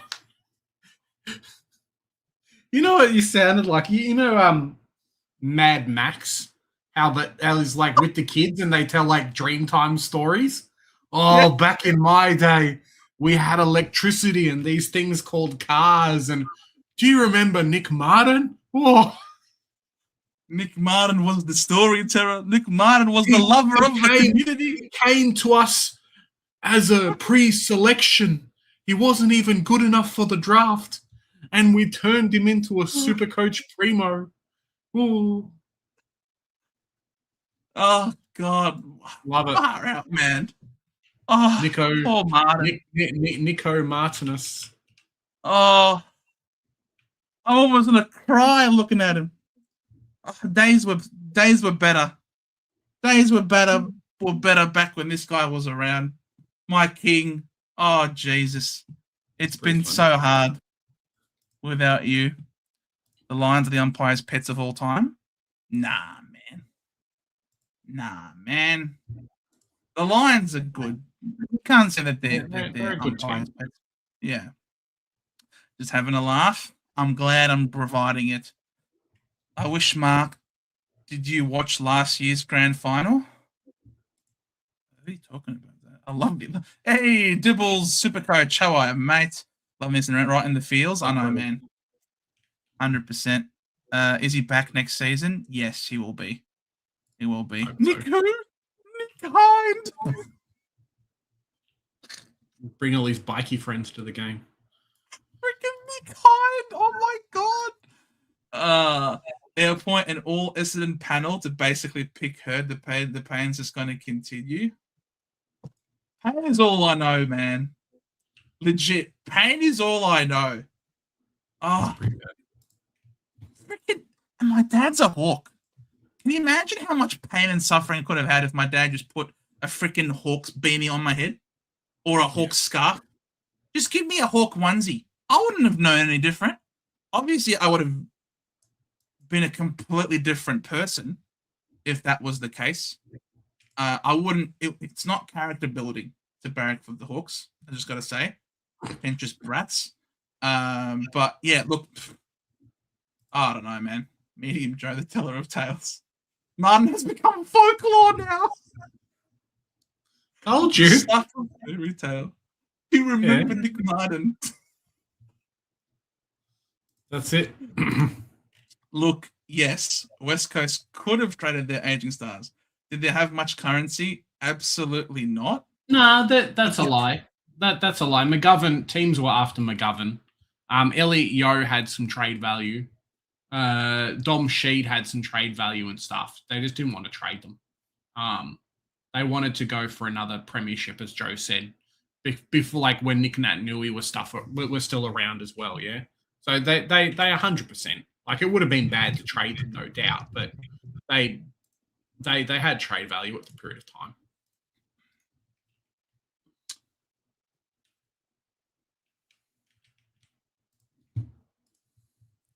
Tom Barras. You think it wouldn't have been wise to trade Tom? He walked for free, basically, to the Hawks. He could have been great for someone. McGovern, MyGov, could have been great, 100%. Jetta. Yeah, someone would have loved to have Rioli left for basically nothing. Yeah, exactly. Yo, as you say, here they go. Blue Iris. Lions chased after Yo.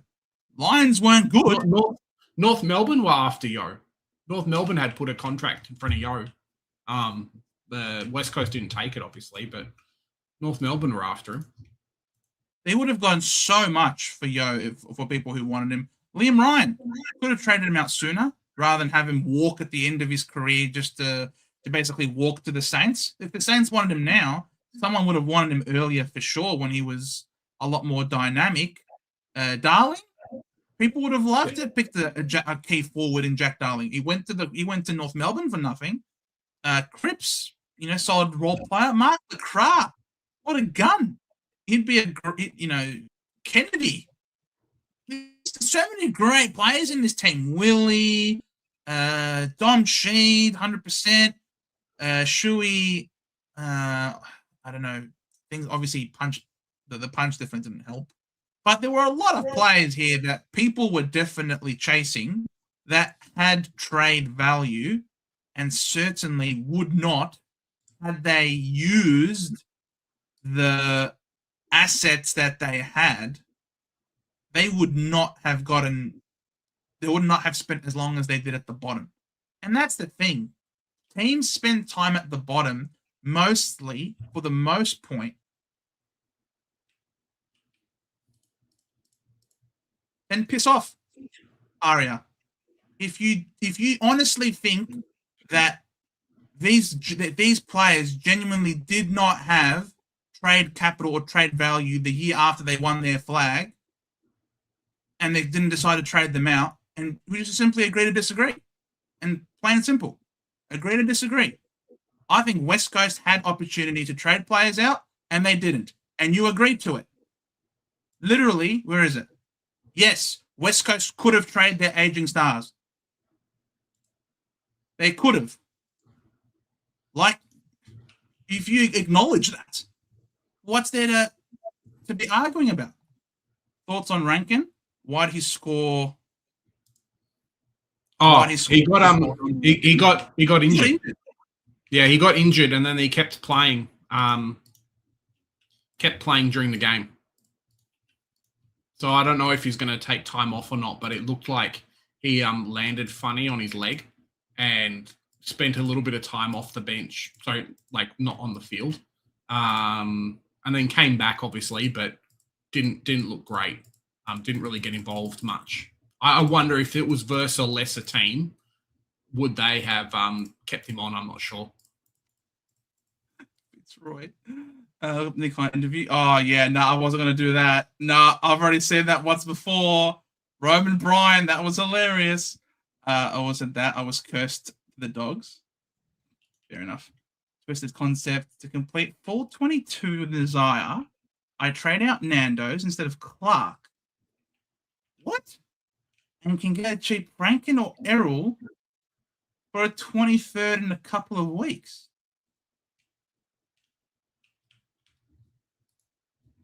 So you're trading out Nando's to get Nazaya.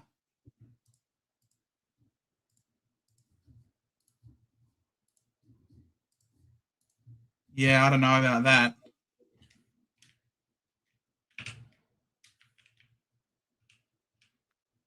Yeah, I don't know about that. Is Nazaya... How many trades have you got left for who review? I think will be the question that will determine things. How many trades have you got left? The Dockers for you this year? I was on the Dockers last year. I went a year too early. They traded Barras, McGovern retired because of concussion. Willie Rowley got traded for pick 12, if I'm not mistaken. They traded Barras, but when? When was the Barras trade? Last 2 years ago. They got Hawks got them in battle. They got a future first, a future second, and a future third.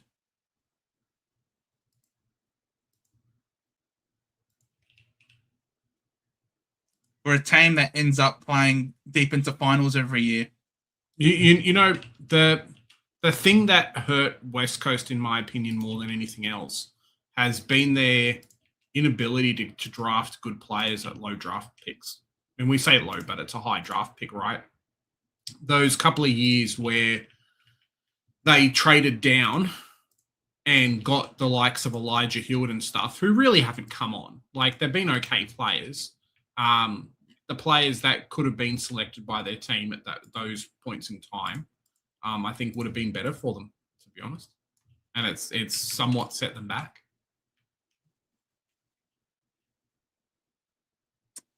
Yeah. I mean, he's sort of like, I think obviously you could have traded him out sooner and you would have got better than that.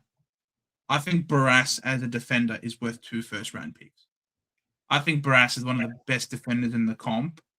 And I know defenders might not be as starry as and awesome as others, but I do think... Yeah, and spending 3 firsts for Tim Kelly was dumb.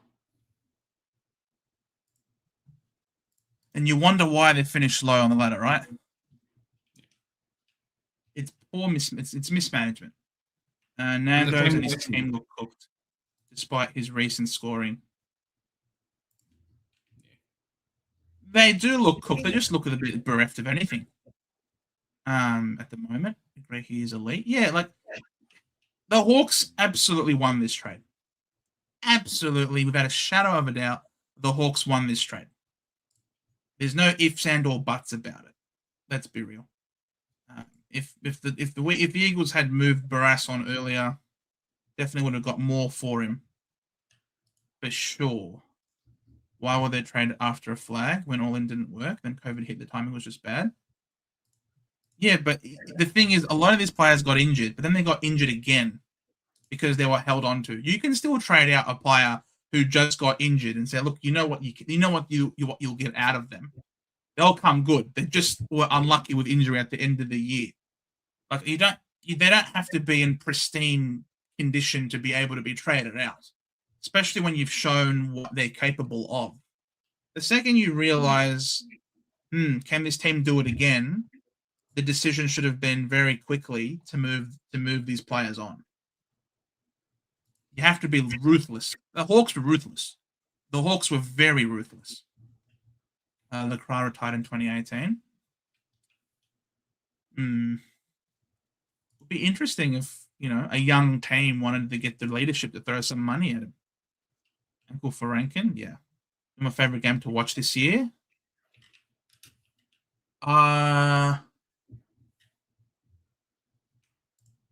The Geelong Cats Hawthorn Easter Monday clash was insane. I loved that one. And I really liked the showdown. The first showdown where Braden Cook kicked the winner against the Port Power. Yeah. I love that game as well. That was awesome, especially considering it looked like the Crows were robbed. Because then the ball goes to the other, because the Wayne Miller goal was overturned. He goes the other way, Port kicked the goal, and there's like less than a minute to go, and then Braden Cook kicks the goal on the siren.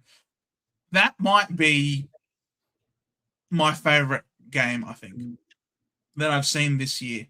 I think that game, just because of the drama, and I was doing a live watch along of that game here as well. That was epic. I was screaming my head off. That was bizarre. Loved that. That was a good game. I'd have the Easter Monday clash second, I think. Yeah, I'm okay, Uncle Acker. All good, buddy.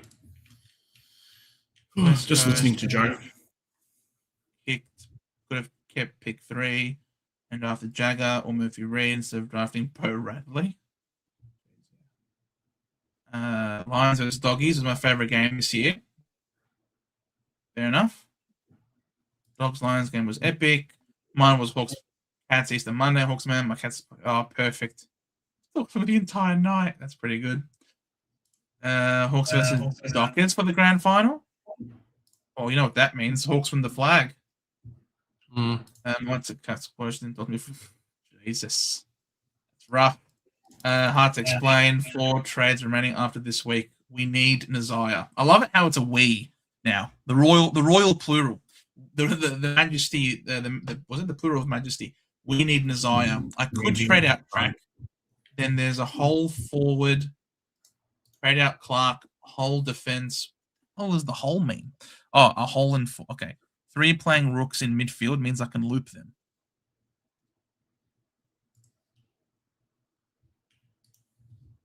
Didn't do it, I reckon. He shuts down Norton every time. Yeah. Mid is Dawson, Haney, Butters, Baz, Dacos, Bont, Nando's, and Walsh. Nice. Yeah, do it. Look, if getting Nazai is what it takes, if that's what it takes to trade out Nazai, then go for it. The GWS game against the Lions last quarter was just something. Oh, you mean the third quarter, where the Giants kicked 14 goals? Yeah, that was ridiculous. But I wouldn't say that was the best game I've seen. Yeah. It's the chicken and the egg. True. Lol, I can't wait for Essendon Mark. Oh, we're so screwed. Yeah. I really like the round 15 Geelong game, even though we lost. Yeah, it was entertaining. It had momentum swings. It was a good game. I wouldn't say it's in the best. I wouldn't say it's best game of the year, but it's definitely up there. All right, so it seems the community had voted for Gold Coast to win this game. All right, so how does Carlton miss? Oh, they just have to lose a couple of games.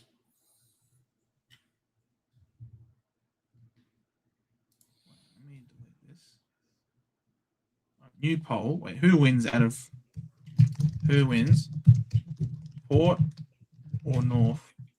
Now I know we changed this so that we can get North in last time, but realistically, what's the verdict on this one? You probably don't. You think Durham can keep up some good scores? He was on 80 at halftime. Yeah, because he had a couple of goals, and that's classic Sammy Durham for you. Classic Sammy Durham is flashes of brilliance and then vanishes. It's Taylor's oldest time with Durham, and until he can build some more consistency, that's his Achilles heel. Good to see you, Mark. Have a good night. We'll see you tomorrow. Everybody. It was round 6. Cossack and late goal to beat Brisbane nearly off the hole in my roof, jumping off the couch. Yeah, MCG. Good game. Was a good game. What else was a really good game?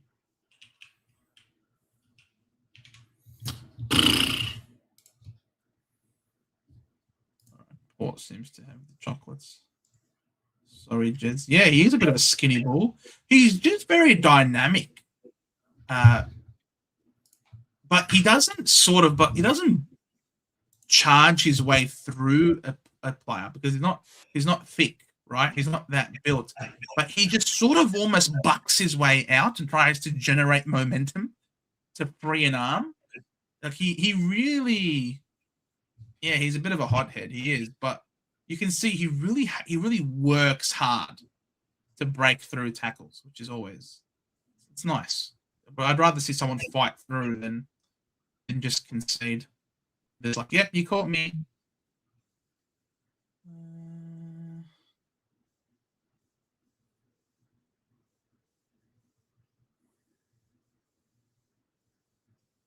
Yeah, it's all right.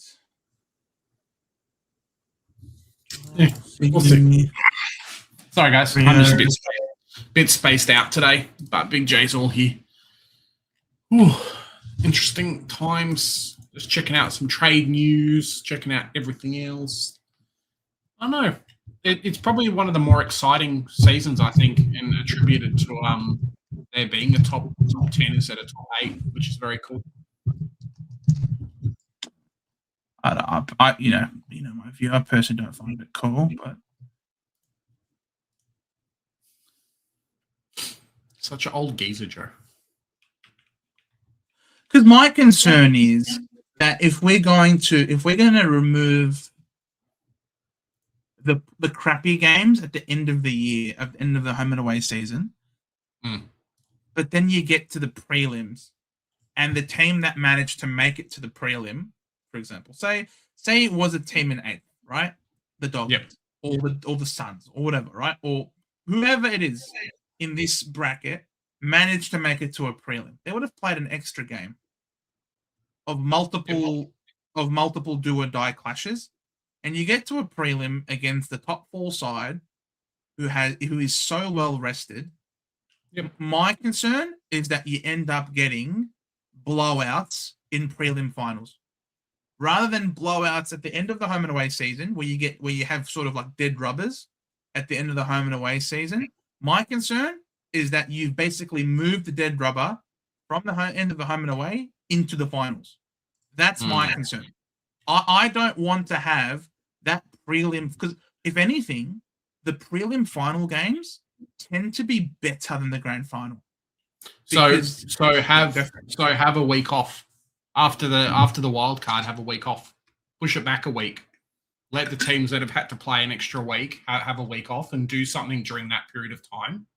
Have something AFLW based if they're going to do something with that. Put something else in between that. And do it that way.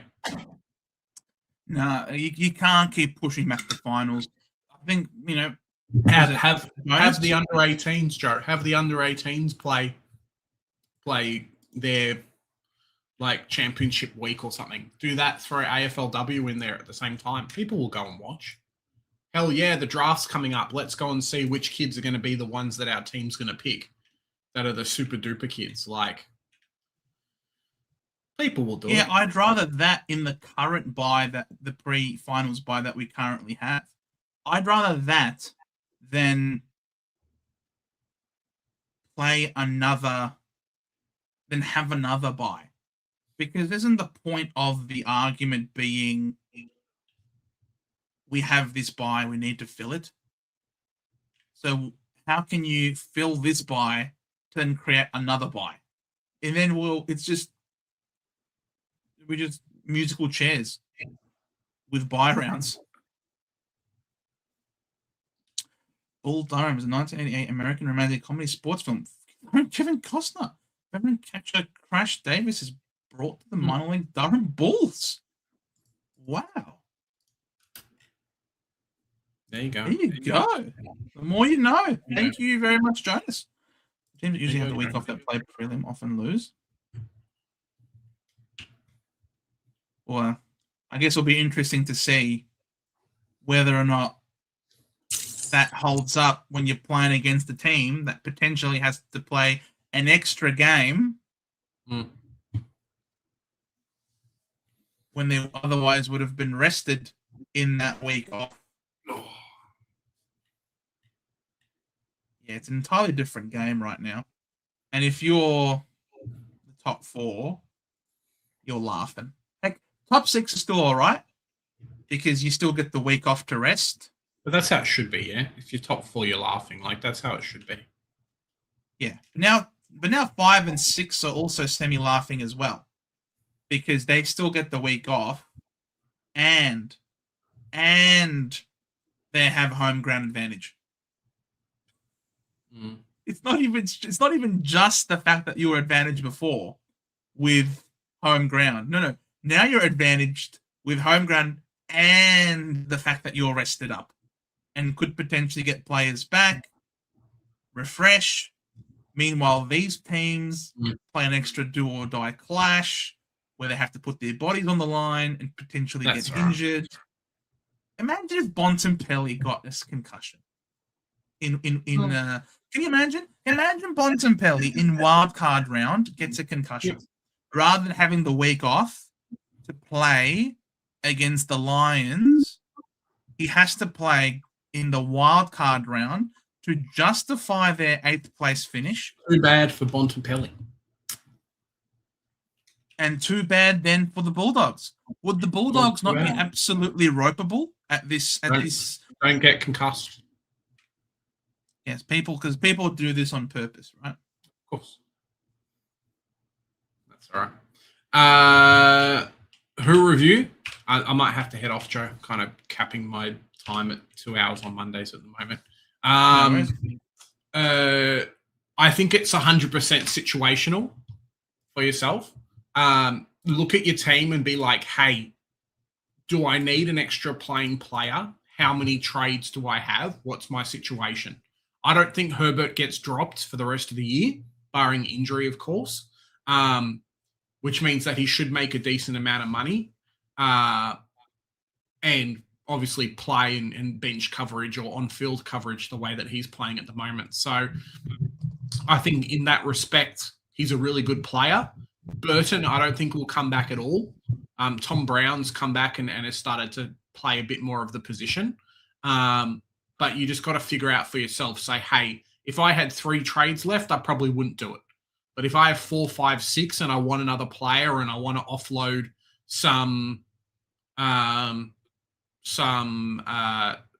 get some extra money, it's only like 80K, but it is some money.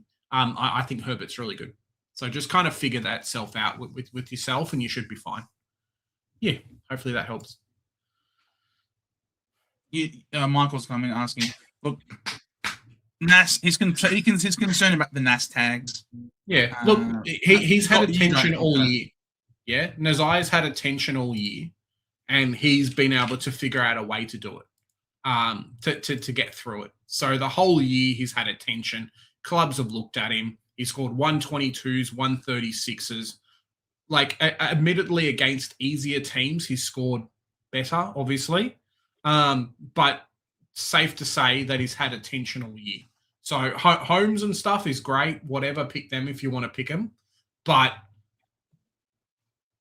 if you look on paper, Naz doesn't leave Victoria and he plays out of the last 8 games or whatever it is, he plays only 2 away from Marvel, where historically he scores really well. Like, those projected scores for Naz could legitimately be his scores. He could go 128 plus against Essendon. He could go 122 plus.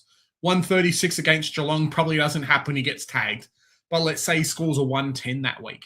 Against North, he probably cops Finn O'Sullivan, maybe. But he's good enough to make up for it, man. He's got the ceiling. Like, the ceiling is what you want. He's a really good player.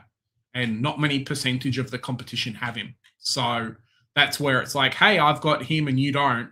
Well, when he goes big, too bad for you. You know, like, yeah. And he's going to go big this week against the Bombers. And he should go big this week against the Bombers.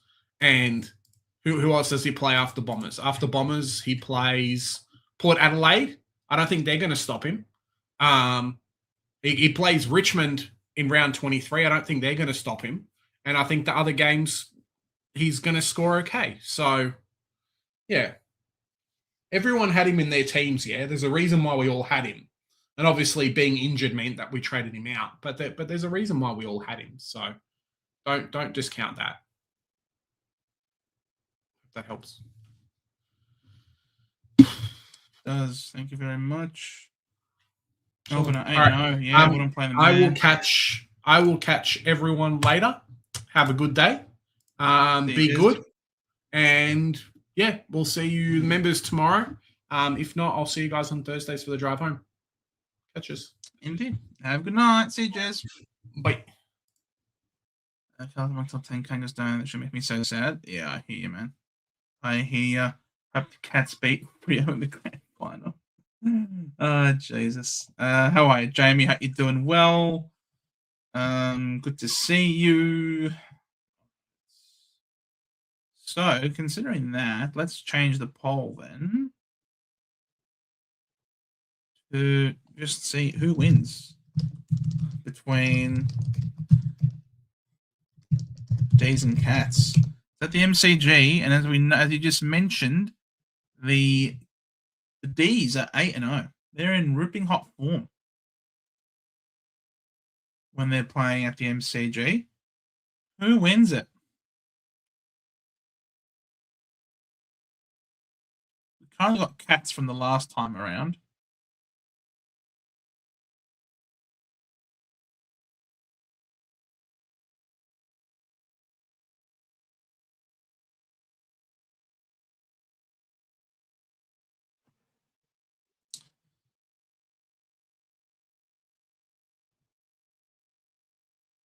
Yeah, I wouldn't be surprised if this is the top 10 with Carlton in there.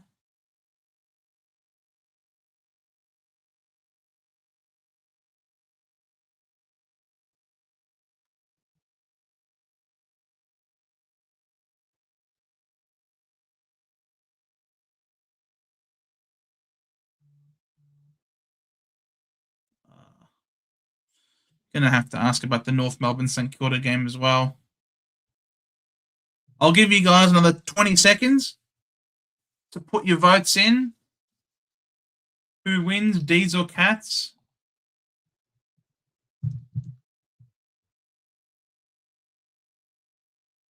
Gorn is king.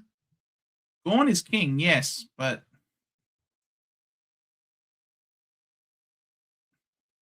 Brownless is the king of Geelong. All right, seems to be the Cats. So we'll keep the Cats in play. Then the question is also now, who wins? Is it North or the Saints?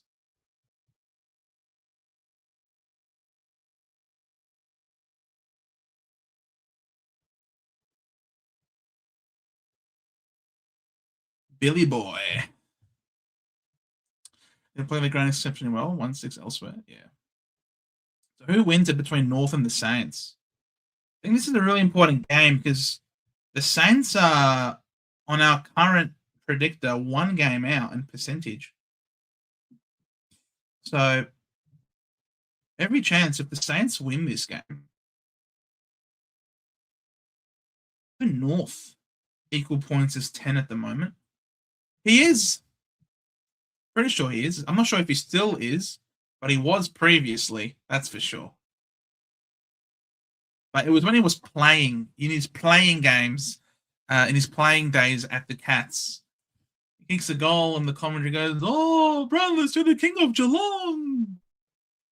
It was a full, but yeah, it was a piece of commentary. Piece of commentary from the good old days.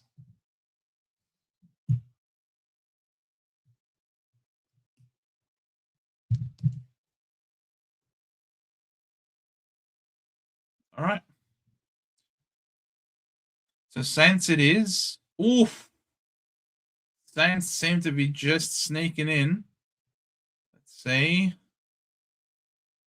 Yeah, Cats, Freo, Swans, Hawks. Yeah, sure, Giants. Oh, yeah, maybe Brisbane, Richmond, Gold Coast, or Melbourne.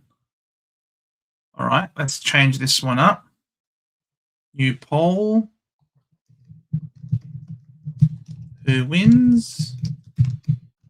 Suns or D's?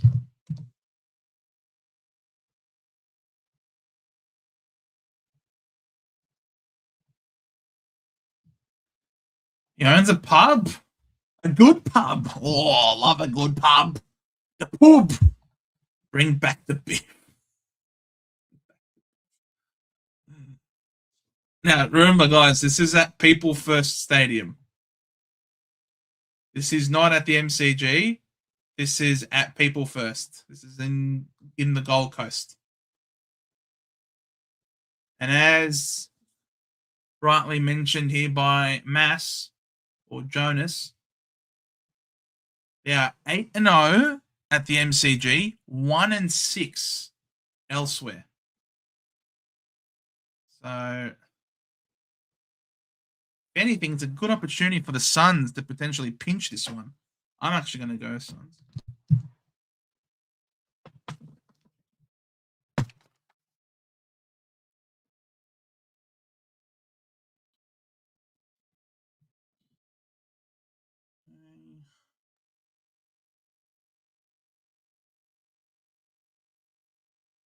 What? Why the hell did we say the Doggies would lose to North? That makes no sense. Just meant to gather. Oh. New poll. Who wins?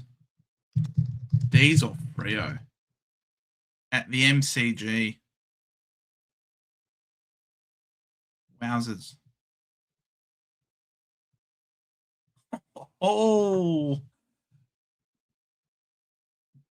We currently have Melbourne.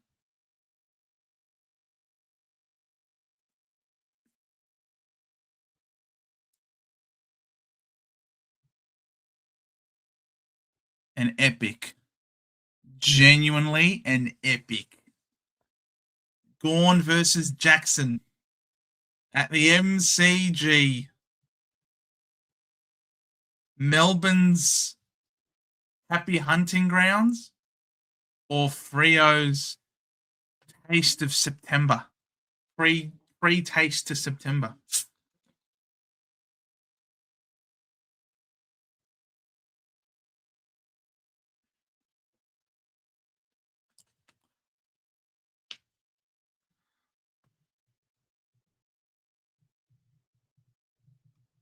I'm going to go Fremantle. Personally. What's everyone on in their tipping competitions? Tipping competitions. Yeah, I'm doing all right. Yeah, I mean, you told us last time, Akka. You said it was Kyle Lohman. I'm on 96 at the moment for my tipping. I'm on 96.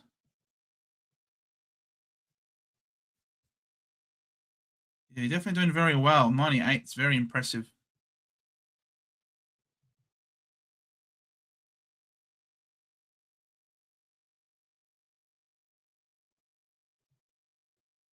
Just making sure. I listen to you, Akka. You should know me by now. I'm a good listener.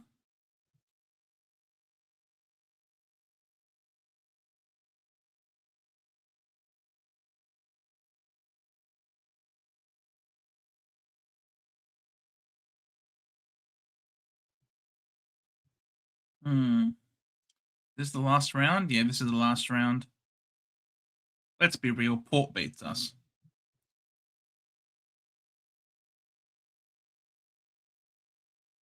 All right. Who? Okay. I'm gonna ask this one again. Who wins? Saints or Suns at Marvel?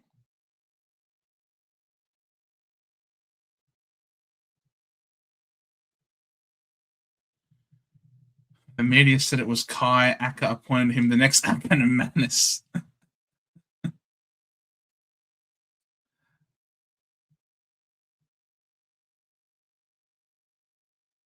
Yeah, so who wins at Marvel? It's probably, is it the Saints? Or is it the Suns? I'm so glad the buys are over. 100%, Jamie. 100%.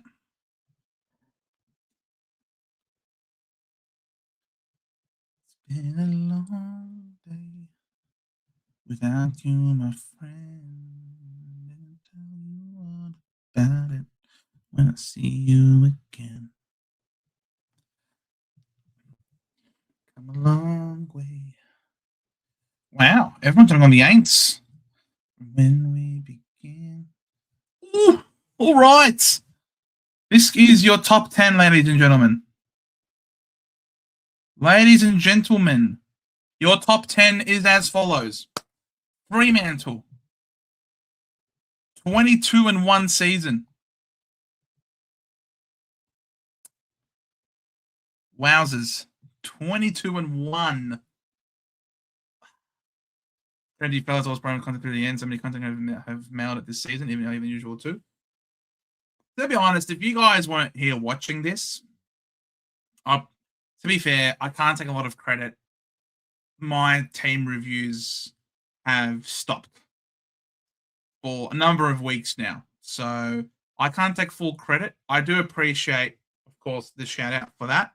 But I do need to be better, and I do need to continue to get my reviews out. So for that, I do apologize that I haven't been coming through on my end with that. Big J has definitely been better than me on that front. I've sort of have mailed. I have mailed the video stuff, but just really happy to come in every week, and obviously a lot more general footy talk now than Supercoach talk, and I just love this game so much. I can't love this club as much as I do without loving football first. Football is the love of my life. That's number one. And the Essendon Football Club comes second. I love talking about this game. I can talk about it all day, every day. And I know you guys all love your footy as well. And the bunch of banter and stuff gives us a lot of reason to continue to front up every week. To be honest, it's you guys. Jumping in, talking, ribbing me. It's wouldn't be doing it without you guys. Completely honest. Carlton win the flag. Well, we'll see. This is your top 10. Freo, Swans, Hawks, Cats are your top 4. The Lions just miss out by a game and percentage. The Crom in 6th. Then the Doggies against Carlton. Wow. That's a wild card. And then Melbourne versus St Kilda. Another interesting one. So, who misses out? The Giants miss out. Collingwood miss out. The Suns slip all the way to 13. Holy crap, that would have been what a fall from grace. Bombers finished the year on 1 win. Richmond second, last. And the Weagles third. Port Adelaide fourth last. That's your bottom 4. North Melbourne, Suns, Collingwood, Giants are your no man's land. So let's move to the finals. What does that mean? It means Fremantle host the Cats. Let's do this again. Now, I am acutely aware of the fact that there are now a lot of Carlton supporters in the chat, which could certainly sway things.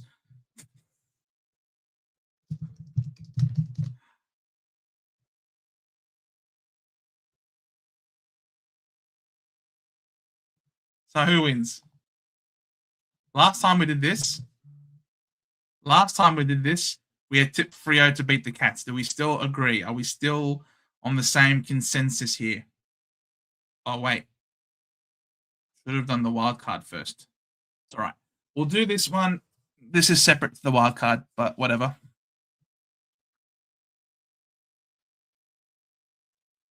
Poet tip for the Cats. Who would have thought? Our cat supporter friend tipped the Cats. Who would have thought? Jack, how are you, mate? We had a good matchup. We did. You kicked my butt. Well done, Jack. Good stuff, mate. You've had a very good season. Something that you should be 100% proud of, my friend. You've done very well.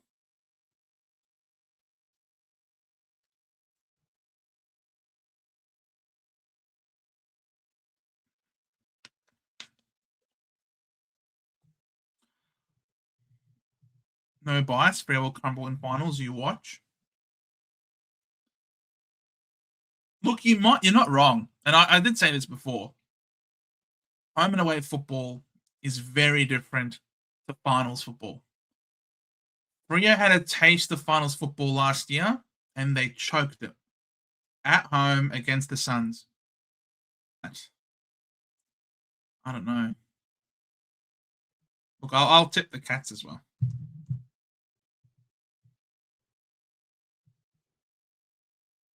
Not because I don't like Fremantle. I do like Fremantle, but I guess we'll learn more about them as the season unfolds. I think Free gets to prelims. Possibly. Depends how they go. Do you think they beat the Cats, Jack? I'll give another 10 seconds. 9, 8, 7, 6, 5, 4, 3, 2, 1. There you go. All right. The Cats win. Let's look at the wild cards.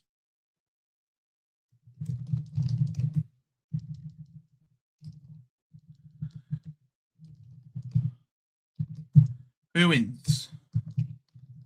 Doggies or Blues? It's gonna be Blues by a landslide. I can just tell. Hawthorn are a sneaky team. They are a sneaky team. But it's hard to be a sneaky team when you're a top 4.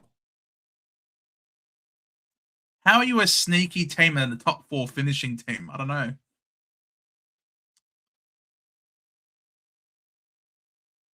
Okay, I'm actually surprised about this.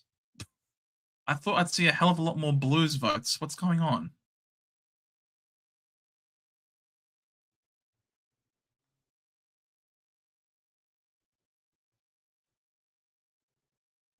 Here come the Blues. Da-na-na-na.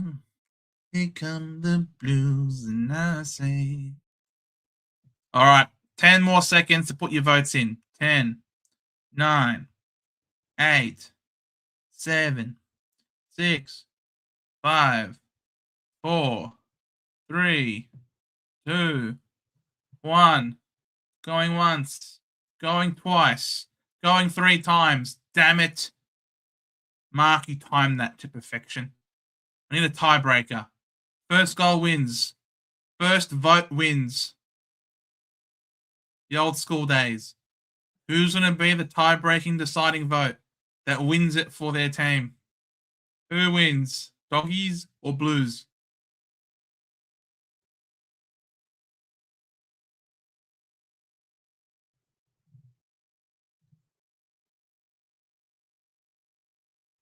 Sold to the Doggies. All right, the Doggies get their win. We then move to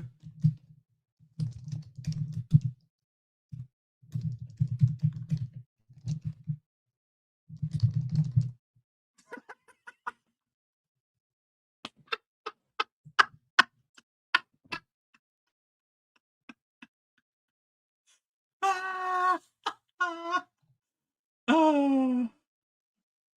Admin rights, baby. Admin rights. Who wins? Saints or Melbourne? This time I'll go first.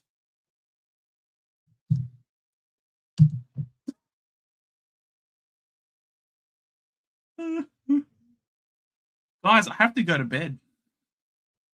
It's 10:25.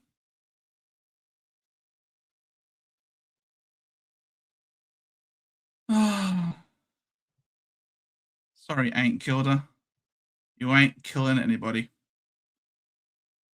All right, Geelong won the vote for that one. So we'll put Geelong. Maybe Essendon gives the dogs some supplements that could beat Alton. Jonas, our supplements didn't work, remember? It only ended up causing soft tissues. That's the whole reason why the investigations happened. The supplements didn't work. All the supplements did was injure us. It was like a world record for calves and hamstrings. It was like insane. All right, sorry Saints, you've been knocked out of the wild card.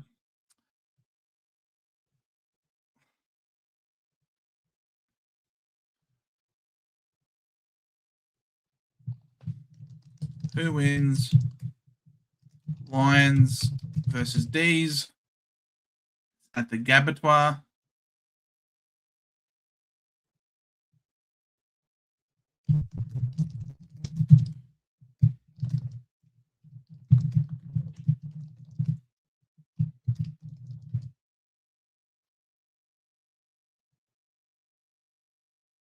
That's okay. We like being underdogs. Fair, 100%. You'd rather be an underdog in a final for sure.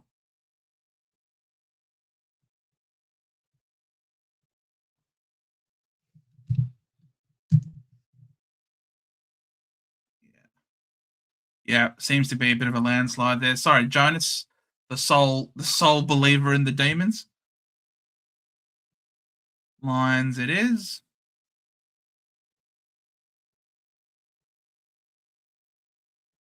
All right, we move our attention to Crom versus Doggies now.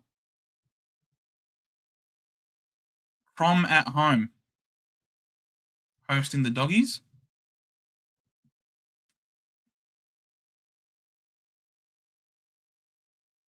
This is a tough one, actually.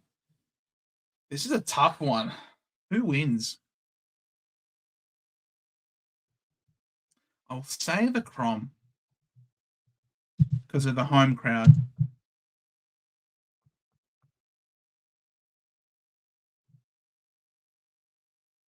If it was here, I'd certainly go Doggies.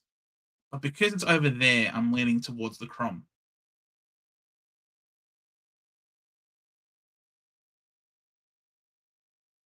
Okay. A lot of people are in agreement. We then turn attention to the SCG between the Swans and the Hawks. Who wins this one?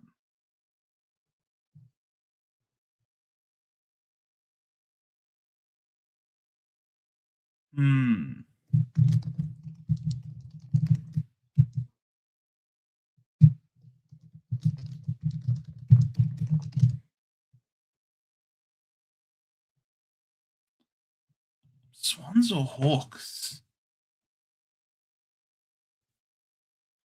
It's over there. I just think the Hawks are smarter. I just think the Hawks will know how to play against them. I'm going to tip the Hawks.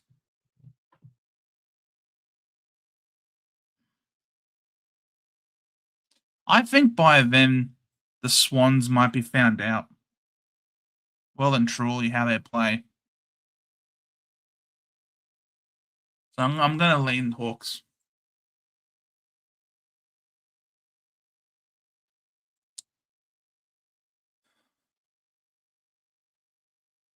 Right. Seems to 7 people have voted. You think Will Day doesn't get injured? True. If there's no Will Day at this point, then yeah, Swan's more likely. Goulden probably gets injured as well, doesn't he? 2 injury-prone players on both sides of the ledger. Cancel each other out. He is an animal. Made of glass, though. All right. Seems that the Swans have won that vote. We then move our attention to the semi-finals. Dockers v Lions at Optus Stadium.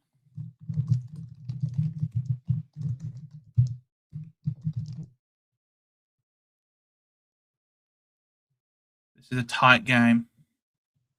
Gunston, most important player for Hawks this year. Yeah, he's very important, I agree.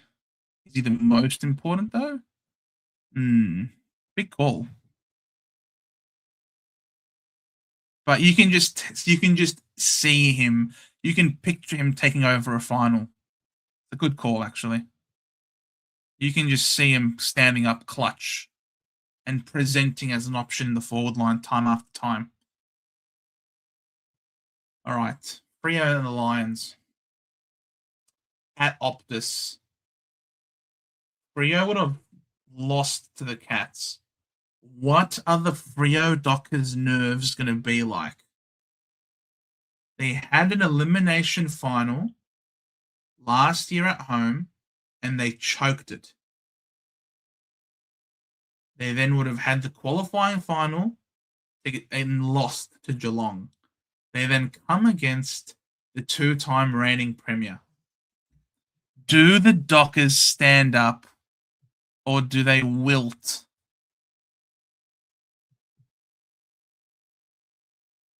I know you want the Lions to win that game, Akka, but I'm willing to vote. I'm willing to back the Dockers. I'm gonna say Dockers. Unless, of course, they get all their injuries at the end of the year. But it seems that the Dockers win the vote. All right, we then turn our attention to the Hawks and the Crom. Who wins between the Hawks and the Crom?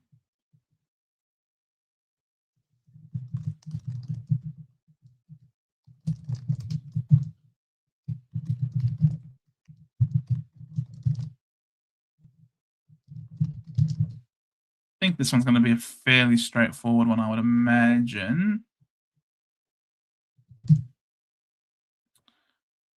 Yo, Akka. Are you doing that just to be contrarian? Jackson to go on a year that game? On a tear, yeah. Yeah, true. He will be the difference. Kobe also a contrarian, okay. But yeah, it's going to be the Hawks. Based on democracy. All right, let's stop that one. Swans and Dockers. Who gets the job done?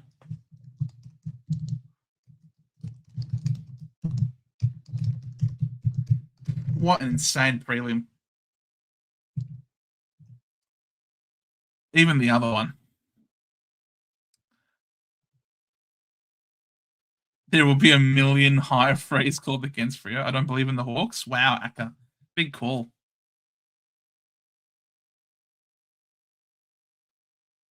Swans and Freo. Swans at the SCG with a running game style. How do the Dockers fare defending running teams?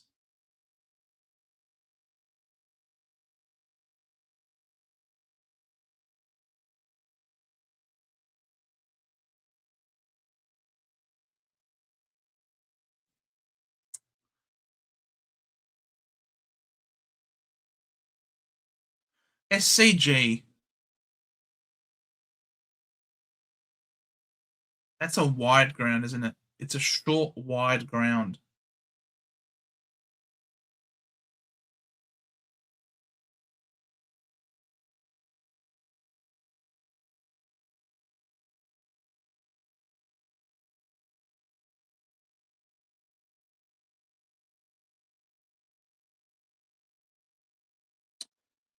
You know what? I'm going to lean Swans on this one.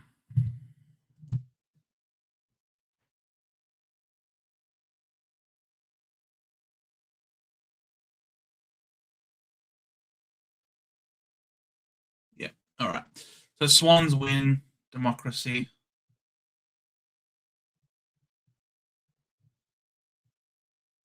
Easter Monday repeat, guys.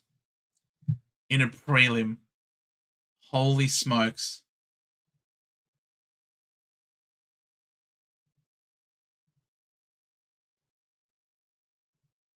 Holy smokes.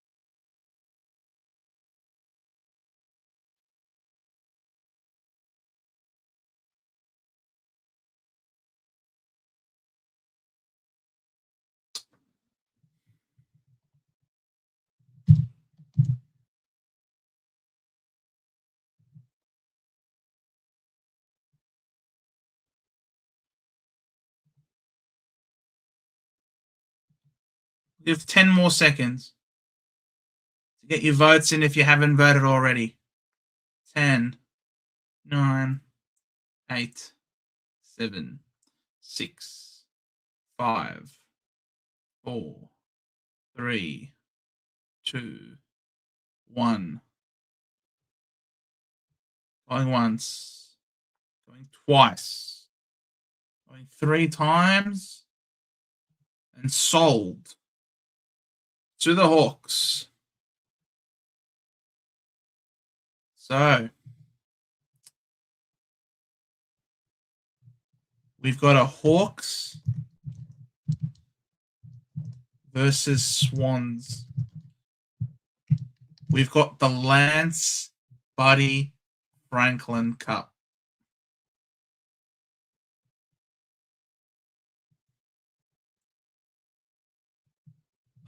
A funny question, Joe. Did you ever hear back from the 23 and something? Not certain squad. I have not received an email back. I have checked multiple times, and I have not received a response. So I can't believe it. I can't believe it. I didn't get a response to that email. It's because it's inexcusable and unexplainable. There is no way in the world. But yes, because it's at home, I can't not say the home team wins it.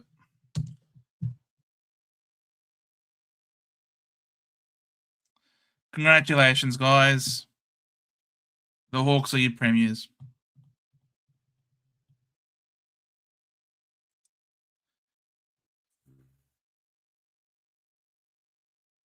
Pavlich certainly not the best, but the most complete player ever. That was robbery. It was robbery. It was. Guys, this team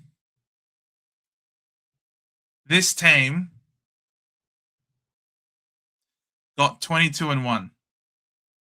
This team did not do 23-0. I know those of you who are regular viewers are probably sick to death of seeing this image, but this is the definition of BS, bro. BS. You got God and the Son of God with the greatest ruckman of all time, with a Hall of Fame defender behind him, and a Brownlow medalist in the middle. Like, I still can't believe how a team of this does not get 23-0. It just makes no sense. Blue should have won. Yeah, I hear you, poet. I hear you. Alas, they didn't make it past wildcard. Sadness.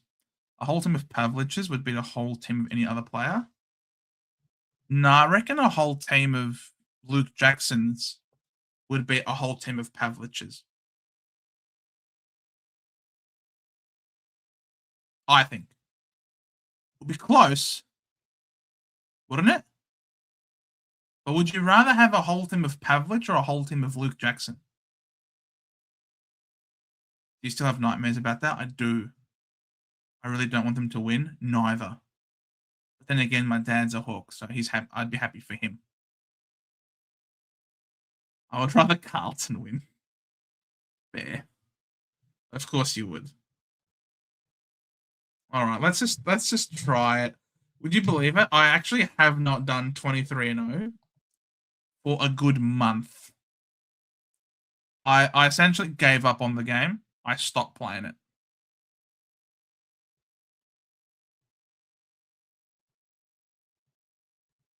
I basically stopped playing this game. 6 doggers in the back line would be terrible.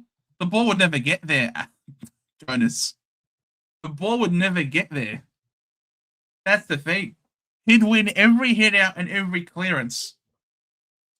And then good luck trying to get the ball out of defense. Once he's got field position on you, how are you breaking through all of those Dogger Jacksons? He's just going to own territory. The ball's hardly ever going to make it to the back line. Oh, all right. Dogs 2000s? Nah, give it up. Never gonna give you up. Never gonna let you down. Never gonna run around and desert you. It's like a whole time blackest. See this comment? This comment? Why would I not continue to make content? Why would I not continue to do these live streams if I don't see comments like this? Seriously. Yeah, no, I'm going to bed. Wayne Carey? Sure. We'll go with the duck. Let's just quickly do the duck. Do the duck and then go to bed. Let's try this. Gawny? Yeah, in the ruck. Beautiful. That's nice. Ultimate of Nick Watson's. That would be interesting.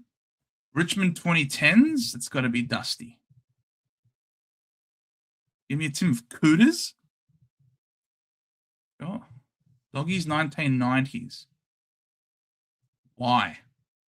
Change the club. West Coast 1990s.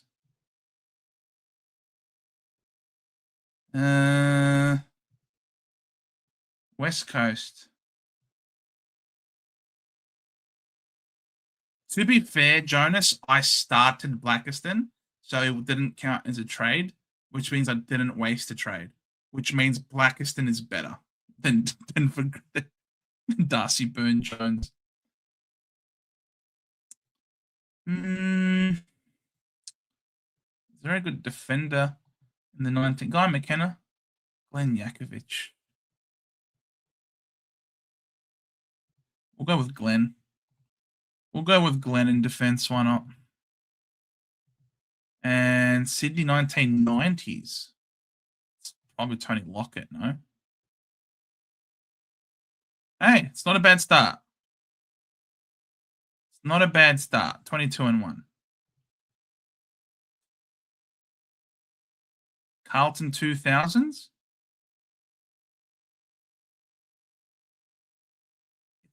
Probably Koutafidis, I think. Oh no. It's Chris Judd. It's Chris Judd for sure. It's got to be Juddy. Those were the days, 100%. Fitzroy, this is Paul Roos, 100%. Paul Roos. Rio 2010s. Give me two-time Brownlow. Oh, is it Sanderlands? 37 hitouts is pretty insane. We'll go with Sanderlands in the ruck.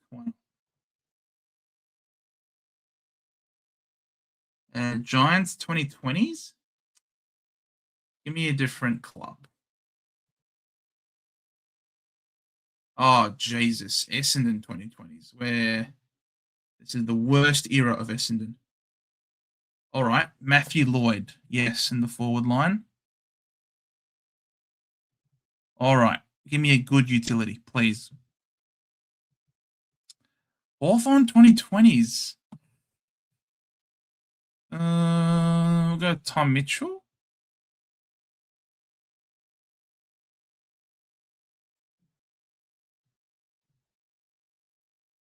No 1 and 2. All right. Looks like we're going backwards. I gotta go to bed. See ya, Akka. Have a good night, mate. Gotta be up at 11 a.m. tomorrow. Piss off. Gotta be up at 11 a.m. tomorrow. Are you freaking kidding me? What a joke. Can't believe we're still dumb enough to pick it up. Look, I was right. He had the role. Unfortunately, he was just really shit at it. The early bird catches worms or some shit. Yeah. Look, I gotta wake up at 6. I don't know why the hell you're trying to. I don't know why you're so desperate to get to bed before you wake up at 11 a.m. tomorrow. But yeah, I'll call it a night. Anyone heard on Daniel's injury? Apparently, it's not that serious. Let me just do this real quick. Apparently, the initial diagnosis not all bad. Daniels won't be able to run for the next 3 weeks, but his timeline is still uncertain. I think it's a trade out, unfortunately. That's the reason why if you are low on trades, it was always tough for me to endorse getting Daniels in, because you just know that he is an injury waiting to happen. Some people are cursed like that. Daniels, unfortunately, is one of those players who is cursed like that. All right, guys, have a good night. Love you too, Aka. Massive love. Nobody could get their hands around it. Hey, you could palm the ball one hand, right? Sure, you could palm other things one-handedly as well. Thank you all so much. If you enjoyed what you had to see or hear from us today, please drop us a like, subscribe if you're new, hit the notification bell to not miss out on any of the content. We are constantly streaming, as you can tell, every Monday, every Thursday, every Friday, occasional watch-alongs when I get the chance to do it. And if you're a member, you also get Tuesday nights as well. So constant streams. And like I said before, would not be doing this if not for you guys. As long as you guys continue to front up and show up and continue to share your precious time with us, more than happy to continue to spend it with you guys. Much love, Jamie, Jonas. Hope you all have a lovely night, and I'll see you all in the next one.